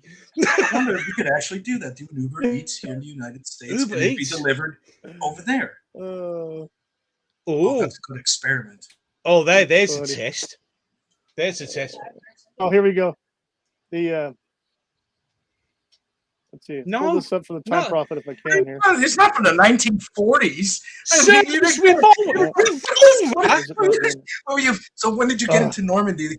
Yes, when I pull out my 6-shot Browning, there we go. Bang, bang, bang, bang. Oh, I'm out of ammo. Don't use service revolvers. They're pistols. Browning high power 9mm. Although they're now being replaced with Glock 19s, I think, now in the UK. We're getting rid of the old Brownings. We're getting Glocks now. Yeah, we're getting Smith and Wessons. They're replacing ours, I think, with the Smith and Wessons. We used to have the 9mm Beretta and the one. That 9mm Beretta, no, that 9mm Beretta was awful. The 45 Browning was the one I liked. Oh, I wish we'd had a Browning 45. We had 9mm, which is just 1911 Browning. What a great firearm! One of the best handguns ever made. To be fair, very reliable, great stopping power. Great stopping power. Oh, he's gone again. We've gone again. He's gone again. We've lost Wookiee again. I thought Glocks are plastic. Glocks actually, yes. Yes and no. Yeah, kind of. Yes and no. They are plastic. They're made out of this hard polymer. I mean, they're overrated. My personal opinion. I think the Glock 19s are pretty good, but you got to be very. Oh, I forgot. You guys don't. Time Prophet is from UK, right? Yeah. The we thing don't is, get to play with guns. So. Hey, you may have 4,000, 5,000 views, but we have, they have guns, views, buddy. Yeah, we have guns. They have guns. You got the guns. They've got the guns, and we've got sticks. Yes. Sticks and knives. I've fired a couple of different Glocks, and I kind of like. He's got the game. Sticks and knives. Sticks and knives. Oh, and we're very good. We're very good at harsh language as well. We're very good at swearing and robbing. Very good at robbing stuff. Yeah, good at that. Be surprised what a 50 cal can get you. Oh, don't talk about 50 cals. Jesus, I've seen one of them. I've actually seen one of them be fired.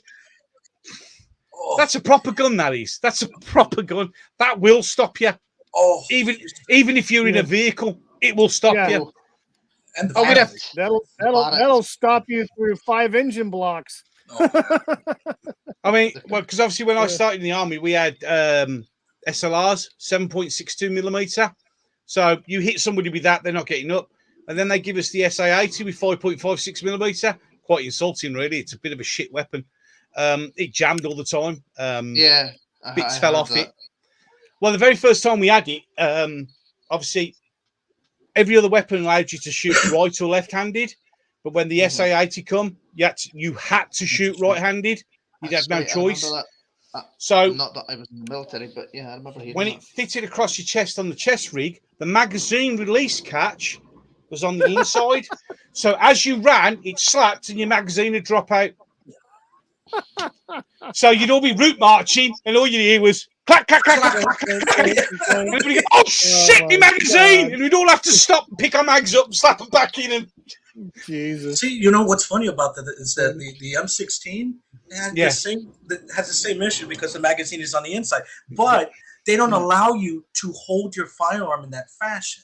If you're road marching or if you're doing anything, you have to physically carry it and hold it in your arms, even if you're shooting right-handed or left-handed. They do not allow you to sling it. Because I remember I'm not a very tall guy, carrying an M60 just... Oh, there's a weapon. You know, and then throwing it here. The only thing they would allow us to do is to rest it behind you. Yeah, rest it on our shoulders while we're still carrying our packs. You know, we're still carrying packs and humping at the night, you know, just watching the guy in front of us like a bunch of ducks. So we never put in, I mean, that's sleepwalking. We did a lot of sleepwalking. Yeah, you just route march. But the best one was once I was doing an exercise and I was tail end Charlie, last guy in the patrol. So, of course, every now and again, I have to turn around to make sure no one's following us. Right. Yep. So I turned round and they turned left and no one bothered to tell me. So I turned right. I'm in the dark and I now no longer have a platoon. I'm on my own. I'm like, oh, shit. And the thing is, you can't shout out because you're in a tactical situation. So you're like, well, what do I do? And you're told to just sit there and hope they notice and come back for you. She's like, I don't want to be here on my own. Oh, God, them were the days. So the M16 is the big brother of the AR-15. Do they have the same issue, Willie? They're the same weapon. They're the same weapon. It's just that the M16 is the nomenclature for the civilian style. So yeah, it wasn't a big deal because there's kind of like a well. I wish I could grab mine. I don't want to even put that on. There's a well that if you press it up against you, it was the same issues. People start walking. You hear magazines dropping. You hear gear falling all over the place. You know, and then you take those people that are making the noise, and you hear the sergeants. We used to do this all the time. Come here, and pull them out. Right, and pull them out, and then you keep people walking, and you keep them as a group. And then once the sound's away, then you tell them all, and pardon my language, you guys fucked up. And that's because noise like discipline. And if I can hear you walking, so what do we do to those guys? We would do like duck walking. So they would be with the rifle up put it above your head. And then down on a squat, and then I would give them 550 cord. And you know what 550 cord is? It's just like a rope. Well, it's paracord in this country. Right, they call it paracord, And I would give each of them a bit of it and line them up. And I say, all right, duckies, let's go. And they would walk like ducks and say, since you fucking guys want to make noise, start quacking. And so for about a mile, quack, quack, quack, quack, quack.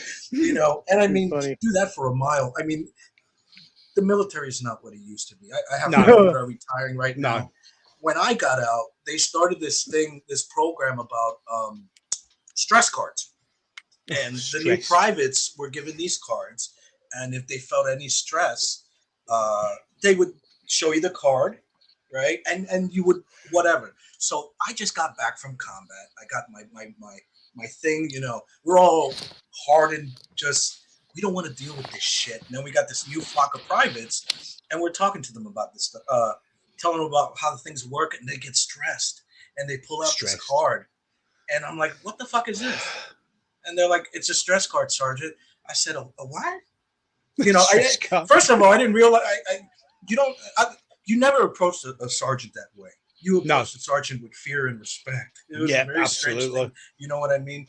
And all of us are just hardened. At that, there's a difference when you don't go into that and you serve the military, and then once you do a little combat, you become different for the rest of your life. Different. Why different?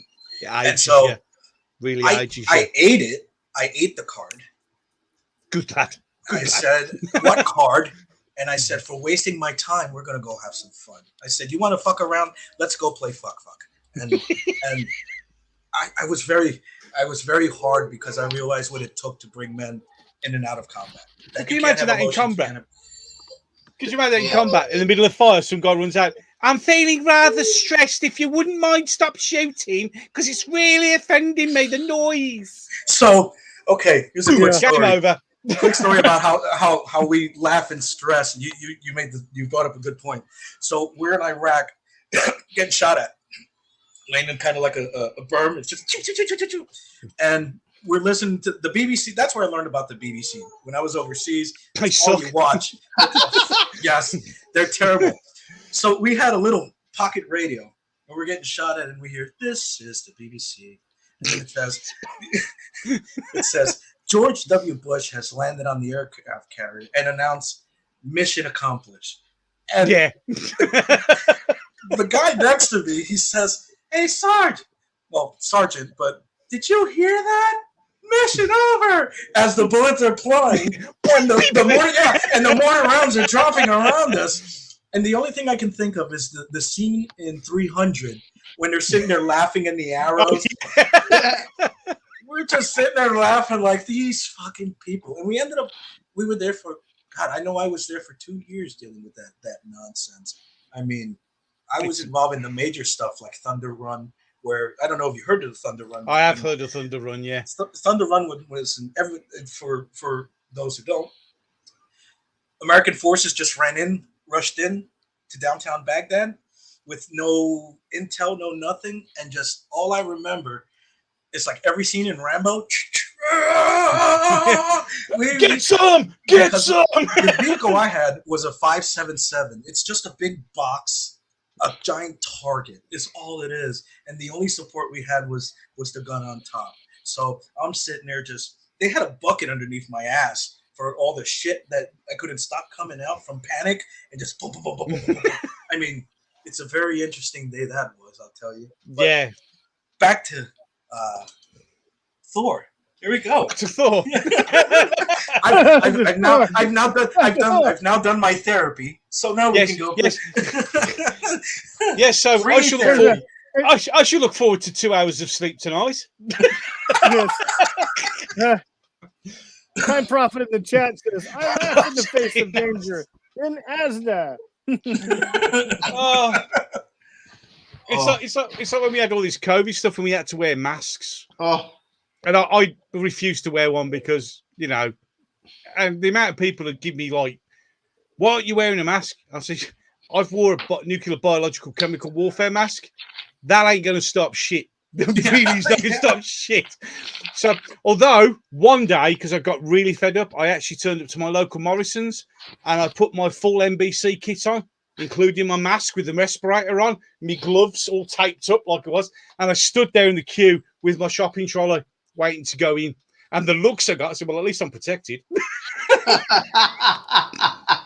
Yeah, that one would have worked. Yeah, that one would work. I'm probably the only. See, that's the nice COVID mask. Hey, that's the COVID mask I wear.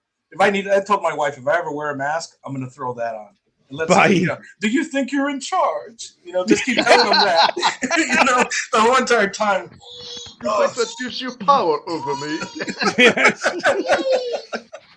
Oh, good old Tom Hardy, the only man who can act a bit like Sean Connery with only one accent for every role that he ever plays. He's gone again. We're breaking him. We're just destroying him. That's what it is. Oh, dear Lord. Oh. I just can't do it, Captain. I don't have the power. Yeah, I can't do it anymore, Captain. Give it all. Mind you, that reminds me of that Family Guy one. What's happening is somebody's pedaling to run the generator. He's like, keep pedaling, damn it. The hamster needs more food to keep the power going. Every time the power goes out, the hamster's like, oh, God damn it. Oh, come on. One more hour. One more hour of the wheel of pain. Oh, that poor little hamster. Oh. Poor Squeaky. Poor Squeaky. May he rest in peace. Yes. Yeah. So, any case, Gerry Anderson. Is he gone again? How far did we get? Hold on. Oh. Huh? Where did we get to? What day is it? Where are we again? This is guess what he's saying after he freezes. I'm going to go with a lot of explicit slurs. Oh, he's back. He's moved. He's moved. You know what? This is like watching an old, like, you remember when cable used to have the blurs of the channels? Yeah. That's what it feels like right now. You get a picture, but then it goes blurry. Oh, yeah. Time Prophet. I need another string and the paper cup. Oh, dear Lord. Yeah, that's what it feels like right now. You're spot on there, Time Prophet. Look out. He's trying to... Tom Hardy was trapped in the transporter. When was Tom Hardy in the? When was he in the transporter? Was he really? I don't know. Was he? Oh, yeah. Mind you, he's Time Prophet, so he probably is. He's probably a big part. The first one? Maybe. Or is there another one? There are. There's like six. There's quite a lot of transporter movies. Not all with Jason Statham, who, let's be brutally honest, he's the best transporter. I've seen the three. No, I saw the three. I've seen the first one. And then was Ed Skrein. I saw that one. They put that knockoff. What's his name? Jason. I've seen the first one. He did Death Race. He did the Death Race when it started becoming B movies. Yes, that's I don't know what his name is, but Luke Goss, wasn't it? Yes, Luke Goss, who used to be a great singer. I've not seen he didn't. I've not seen the other ones, but I've seen the Jason Statham transporter. Yeah, he's good in that. The Death Race, yeah. Death Race was all right. It did. In fact, I think the only movies I've seen Luke Goss in was Blade 2 and Hellboy 2. Yeah, that was about. He hasn't done that many though. I mean, he was a singer. He was in Bros. Will I be famous? I can't handle that. Okay, that's enough of that. Oh dear Lord, please help me. Oh yeah, Ed Skrein. He's saying that's right. Aye, that's right. There you go. That's right, because Ray Stevenson was his father, wasn't it?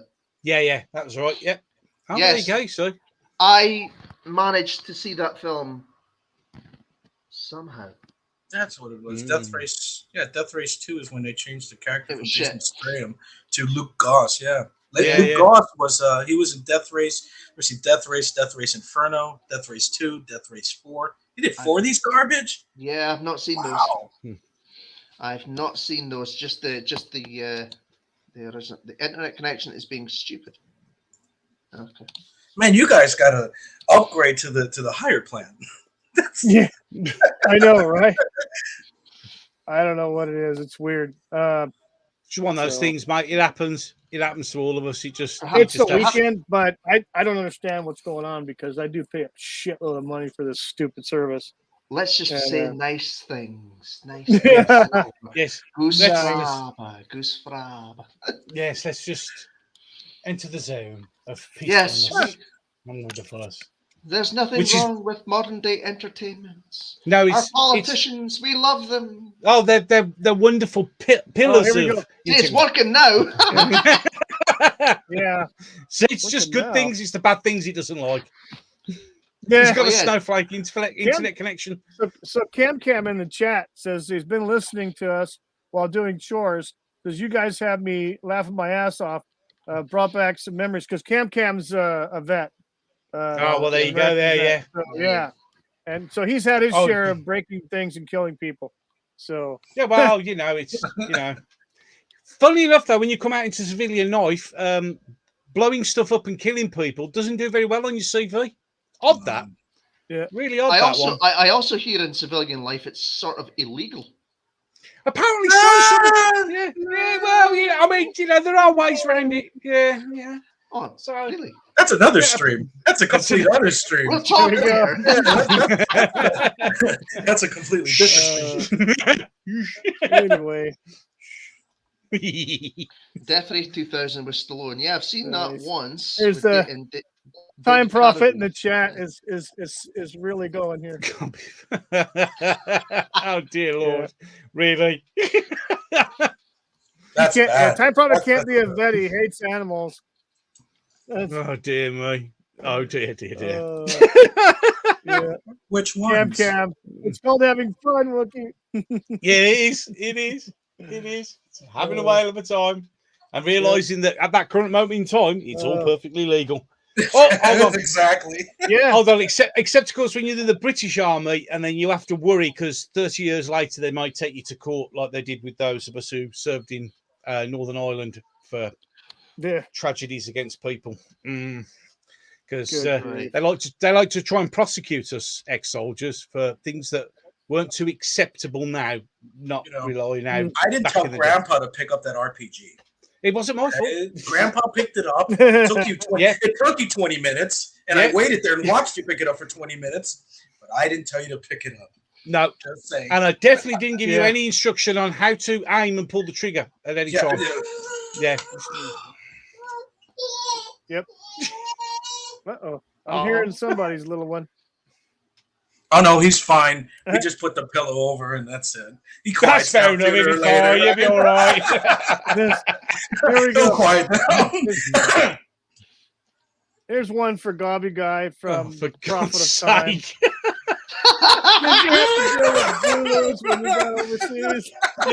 Yeah. I remember many a day standing there in my red coat. In his red coat. Although, to be fair, we actually used to quote that film once. We were on where were we? We were on exercise, and obviously we have our observation OOPs out, and the sergeant comes up and he goes, "Anything to report?" And my mate, I didn't know, he went, "Yes, sir. Zulus to the northwest." And I immediately went, "Bloody hundreds of them." He goes, "You two are not funny." Yeah, we are. We're really funny. And then we had another one where he come in and he goes, one of the young kids was like getting a bit overwhelmed, and he went, I don't want to be here. And he says, "You have to be, lad. There's no one else." Zulu is one of the most quoted films in the British Army ever, because it's just one of those things that fits every occasion. Yeah. But no, it's Zulu is one of my all-time favourite films. It really is. Because it is because it glosses over the fact that the day before we got completely massacred by them. They had completely eliminated an entire battalion. Yeah. So that's what happens. That movie. Well, it was only a couple of years ago. That movie made Michael Caine. Yeah. It was his first role. Well, it was only a couple of years ago. A couple of years ago, I saw Zulu Dawn for the first time. So that's a good film. Yeah. It just showed you how inept and overconfident the British Army was at that time, and not being prepared. So did he do that first, or did he do Get Carter? No, the very first film he did was Zulu. That was his very first film that he did, because it's at the titles it says and introducing Michael Caine, and he didn't have that. He didn't have that Cockney accent from the old. Only supposed to blow the bloody doors off. Didn't speak like he was like a proper English gentleman, old chap. Yes. Set up the fortifications over there. Yes. Lovely. Yes. And right at the end, when they're all surrounding him singing the tribute dance, and he goes, "Come on, what are you waiting for, old chap? Let's be having you. Shut up, you twat." No, it's not as good as Zulu. Zulu is just brilliant. It's just brilliant. Absolutely brilliant film. One of my all-time favourites. It really is. Well, you can't go wrong with Michael Caine. So. Well, no, you can't go wrong with Stanley. Was it Stanley Baker? Was it, or Baxter, who played the? Was it Baker or Baxter? I can't ever remember. Yeah, but he was the sideburns. Because all British Army soldiers had sideburns back then, before we invented gas masks. In the rules, as soon as you become an officer, you have to grow rather large sideburns, old chap. Oh, okay, carry on. Oh dear, Stanley Baker, that's it. Time Prophet is saying that Zulu Dawn is okay, but not as good as Zulu. No, agree. I agree with that. Yeah. I mean, they shot Burt Lancaster, for goodness sake. They killed him. Yeah, but he shouldn't be there in any case. Exactly. To be fair, he shouldn't have travelled the Atlantic and got involved in a war that he shouldn't have been involved with. I know. It was Burt Lancaster, though. Daddy wants to meet you again. Go away. Leave me alone, children. Leave me alone. I'll be with you shortly. No, it's not Florida. Sorry. You do not have your rights. Oh, dear me. Oh, Oh, God, shit. Okay, gentlemen, I think I'm going to have to cut this off because my apparently I didn't pay enough for my freaking service. Yeah. The quality's a little low. And I think we've gone right off topic. As well. Yes, but can we just set up a GoFundMe page so Wookie can afford to have a decent internet connection? Please, sir. Please, sir, can I have some more? You just get a picture of Wookie and just please donate. Just $2 a month can give Wookie a decent internet connection. He's in his room. He's okay. He's in his room, and for some reason, he's covered in flies, and no one can explain it. His head is covered in flies, and he's just sitting in front of his modem, like just staring at it. I don't know why I'm covered in flies. For $5, we can afford a cup so we can drink water while he's doing a stream. And he's gone. That's a good way to end it.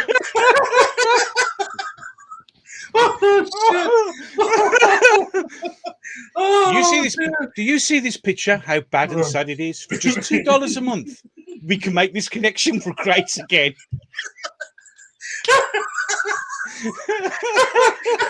That's great. He's gonna come back 8-bit. Fuck. We have to make those caps instead of mag make Wookie's connection great again. Oh, dear. He's gonna unfriend every single one of us on Twitter. We're never gonna talk to Wookie again. That's it. He's dying. We've killed him. He's back. Thank you to all of you who paid $2 a month. Somebody felt really bad and made a credit card payment. Oh shit!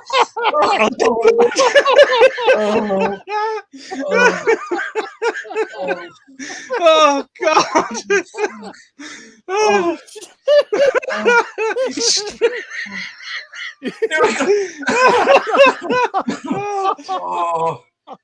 I'm so going to get that hat done.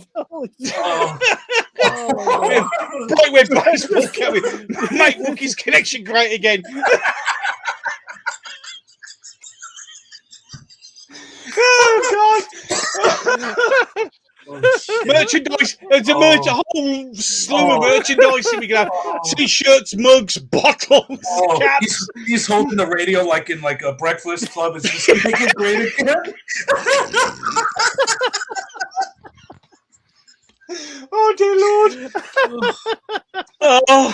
Oh dear me! Oh, anyways, Gerry Anderson. Yeah, back in 1966, Gerry Anderson. Oh my dear Lord! That's good. Oh shit! You see what Time Profits put? Oh God! Have you tried plugging your computer into the internet? Yes.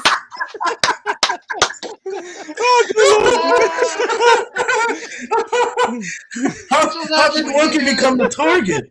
How did everybody zoomed into Wookie? Oh shit! Oh, Jesus God! Oh, I needed that. Oh, that's the best therapy I've ever had. That's awesome. I'm paying this guy hundreds of dollars. I just need this.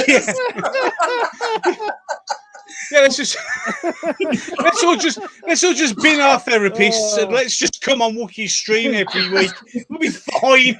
Exactly. Oh dear Lord. Here for my treatment. Come on. Yeah. Oh God. Oh dear. It's going to be great. I'm just trying to think this. So what did you talk about? Now. You really don't know. All right. It started running incredible and it got really dark. You're very dark. Very quick. The thing is, Wookie, it's your own fault for inviting two vets on. You invited two vets on, and we just ruined it for everybody.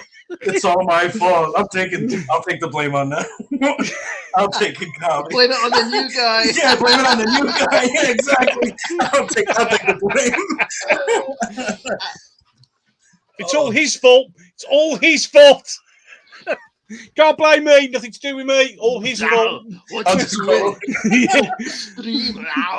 Yeah, look the streams.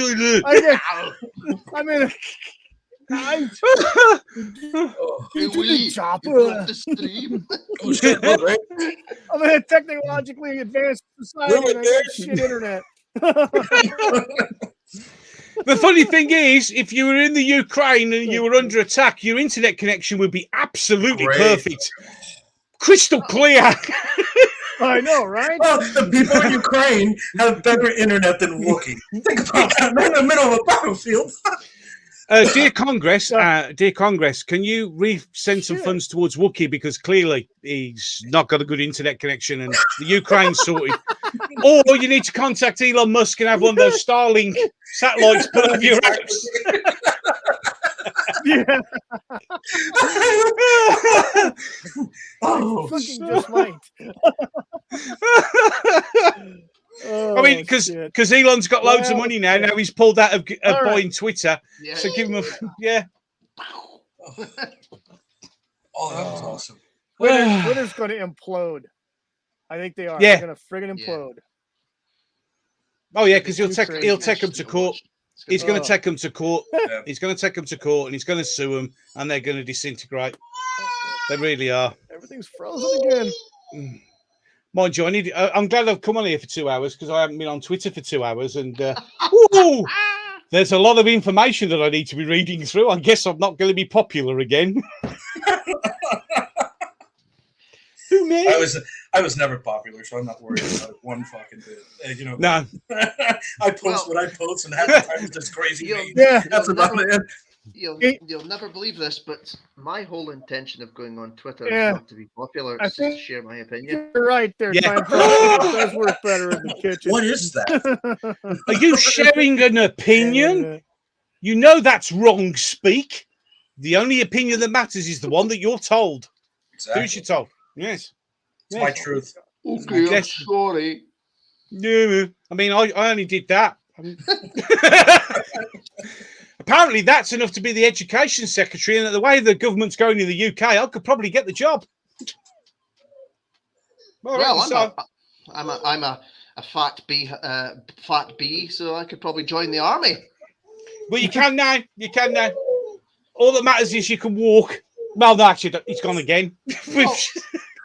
I don't know. Do I need to? Do I need to walk? I could just say. You know what? In the United States.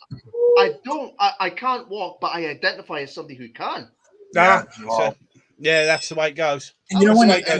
In the United States, you don't even need a high school diploma now. They've stopped that because you need a high school diploma to actually enlist.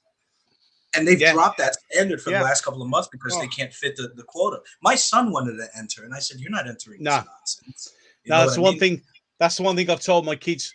You're not joining. Take it from someone. No way. Is Crual and play on Crual? What? Time Prophet. No, it's a mishmash of my name to make my Star Wars name. I try not to be cruel, so. No, be kind. Be kind. Be kind until they point that gun at you, and then cease being kind. And then you wait on the social worker. You have to wait on the social worker. Oh yeah, forgot about that. Tell the guy, you got to say, wait, before you. We got to wait on the social worker. I like to use the Dalton approach. Be nice until it's time to not be nice. And how will I know that? Oh, you won't. You won't. I'll tell you. Yes. Yeah. Roadhouse, one of the greatest movies ever made. Everything I know about being a man is from that movie. Yeah, I look there. Yeah. I do not do a roundhouse kick no higher than my waist. Yeah, because that's how you do a roundhouse kick. Exactly. I come down and you kick him. Oh, what a great movie! It's a great movie. Always go for the knee. Yeah, always go for the knee. I hope I can get away with saying this, but I love that bit in the. What if somebody calls my mama a whore? And he goes, is she? No, my favourite bit is that one with the boobs. You can pay $10. You can squeeze them. But why are you laughing? Because I ain't got $10. Do you know who that was? Go on, then. You know the guy that said that about. Would you want to feel her? Yeah. That is Starscream. Is it? Wow. The guy that does the voice. Chris Yeah. Latta. Oh well, there you go. Yeah, Nice. that is him that did Starscream and Cobra Commander, and he was in some episodes of Next Generation. Time Prophet has no. I'm reading in the chat. You have no idea what a great movie that is. Time Prophet. No, you're missing out on a brilliant movie. No, Patrick Swayze plays a guy called Dalton, and it's got Yeah. Sam Elliott as well. Oh, Sam Elliott's brilliant in it. Absolutely love him. Absolutely Yeah. love him in it. He's yeah. Mind you, then Wait. again, that's Sam, Yeah. Sam Elliott in Roadhouse. every film he's ever done. Yeah. He's the same kind of character. He's Jello- brilliant. I love him. What was it? Ladies and gentlemen, Wade Garrett. Holy shit! It's Wade Wade Garrett. Exactly right. Right, so you tuned in for Gerry Anderson, and now it's the Roadhouse movie review. It's Roadhouse and Patrick Swayze. Yeah. Oh dear Lord! Oh, I'm gonna have to watch that again. I know. Yeah, right? yeah, that's it now. Roadhouse tonight. I'll have to dig it out from the cupboard somewhere. It's over Oh, I've there. got it somewhere. It's in this Yeah. massive collection of DVDs. That was probably the first Patrick Swayze film I saw.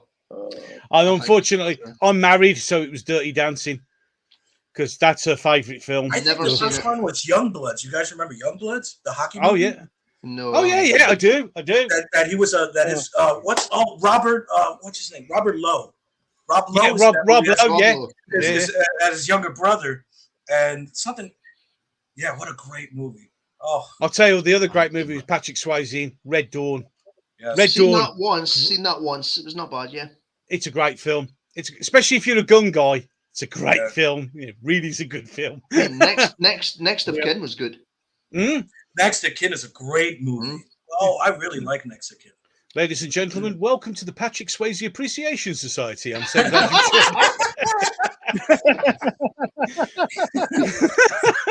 Exactly. Wow, this was a chat. Start off with Gerry Anderson, and we're on Patrick Swayze. Where else could he possibly go? Right. So there's this movie called Strike Commando, and they have sequels. Great garbage movies. I mean, it's terrible. The stories are terrible. It's anyway. That's the next stream we should do. Movies so bad that they're good. Oh, that's all I watch. That sounds That's like an all I idea. watch. It's so bad. that's, they're good. Yep. Oh dear. There you go. Oh, I'm all All right, out now. guys. So I'm far, out. I got connection. How you guys doing? Oh, we've been fine all the way through. We're okay. Not a problem. No problem. No. See, no 'cause I problems know at you all. have. You guys have no problems. Yeah, Yeah, it's I've because- got the crippled. I got the crippled internet service. Look, we've told you how many times. Get off AOL.com on dial-up so your mom doesn't interrupt every time she picks the phone up, and we will be fine. He's got to keep. He's got to keep finding the old disc that has the 500 hours on it. So he's got to keep going to places. Like, fuck, I got to find another disc.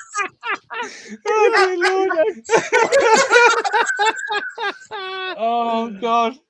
You do realise no matter how good your internet connection is now, you're never going to live this down ever. All I hear all the time is beep, Yeah, I know, right? I know. Welcome to AOL. You have I mail. know, right? Oh, man. Dear Lord. Oh, that was great. Well, Oh, I guess oh. my bill hasn't been paid. Ooh.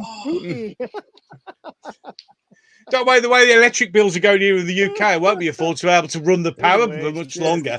All right, No. let's call it a day since it's like almost dinner time for you guys over there. You know, Yeah, it's half past. like It's half past lunchtime 5, here. and currently it's now 29 degrees in the My shed. electric I'm bill. sweating slightly. Right? Yeah. There we go. Blackout. Hold on. Let me open the air conditioning. There's the door open. Oh, so much better. You got to get the kids with fans. I'm fairly sure 7 of them could fill that whole thing cold and then could just all outside. You know, this This shit doesn't happen on Friday Night Tights, damn it. Oh, damn it. Don't watch them, watch us. I know, right? That's it. The last streams that we did, they were on a Sunday, weren't they? Yeah. I think they were they? No, they were Saturday. No, definitely no Saturdays. Yeah, the last one, yeah. Yeah. That was the last one we did was a Sunday. And that was 2 weeks ago. I don't know. Yeah. So what we're saying is we're going to go. Before that was a Saturday. So what we're actually saying is we're going to now go head to head with Friday Night Tights. We can do another one tomorrow if you want. Might not be able to make tomorrow. I'm not sure. It's Sunday and I've got to watch shit TV. Yeah. I know. No, I don't know. No, the wife's working during the day, so I have to be the perfect husband and spend time with her. There you go. Sounds awful. It is. It's painful. It's painful. I'd rather be back in Iraq, to be brutally honest.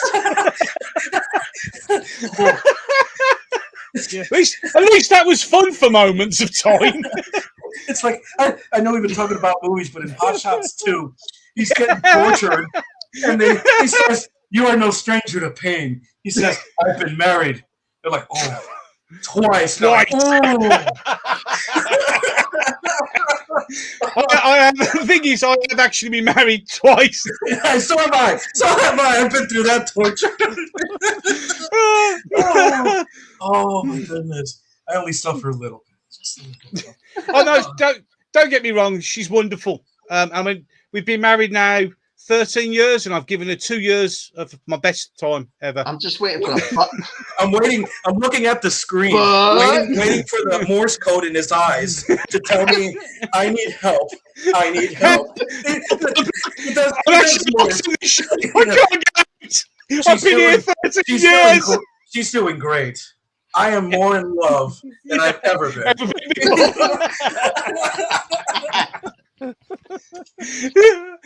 Send help. I gotta go, boys. Wookie, yeah. Thank you for the invite, sir. Is Is Wookie he gonna hearing answer? us? Hello, Wookie? Yeah, no problem, man. Anytime. Oh, he did hear. Is that a black? No. I just tried Morse code. Next it'll be semaphore. Yeah, I know, right? Yeah. Then it'll be sign language. smoke signals. Yeah, right.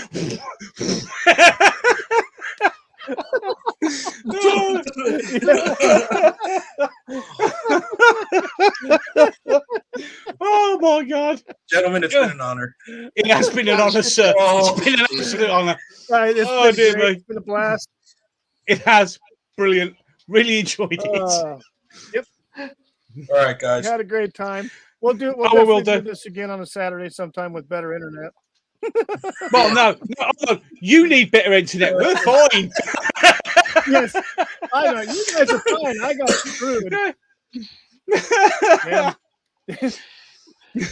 We promise to behave next I time. don't know. Yeah. No, you can. I'm not. Yes. I'm sorry, I can't promise that. You ask far too much of me. Gentlemen,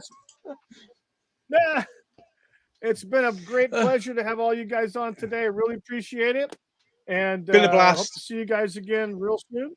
Yeah, we'll do this again.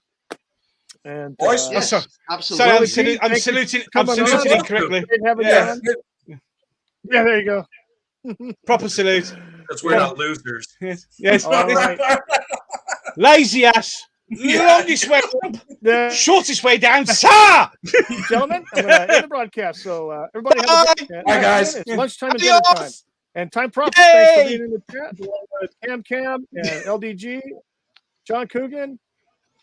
Guys, thanks for coming in. And Good night, happy campers.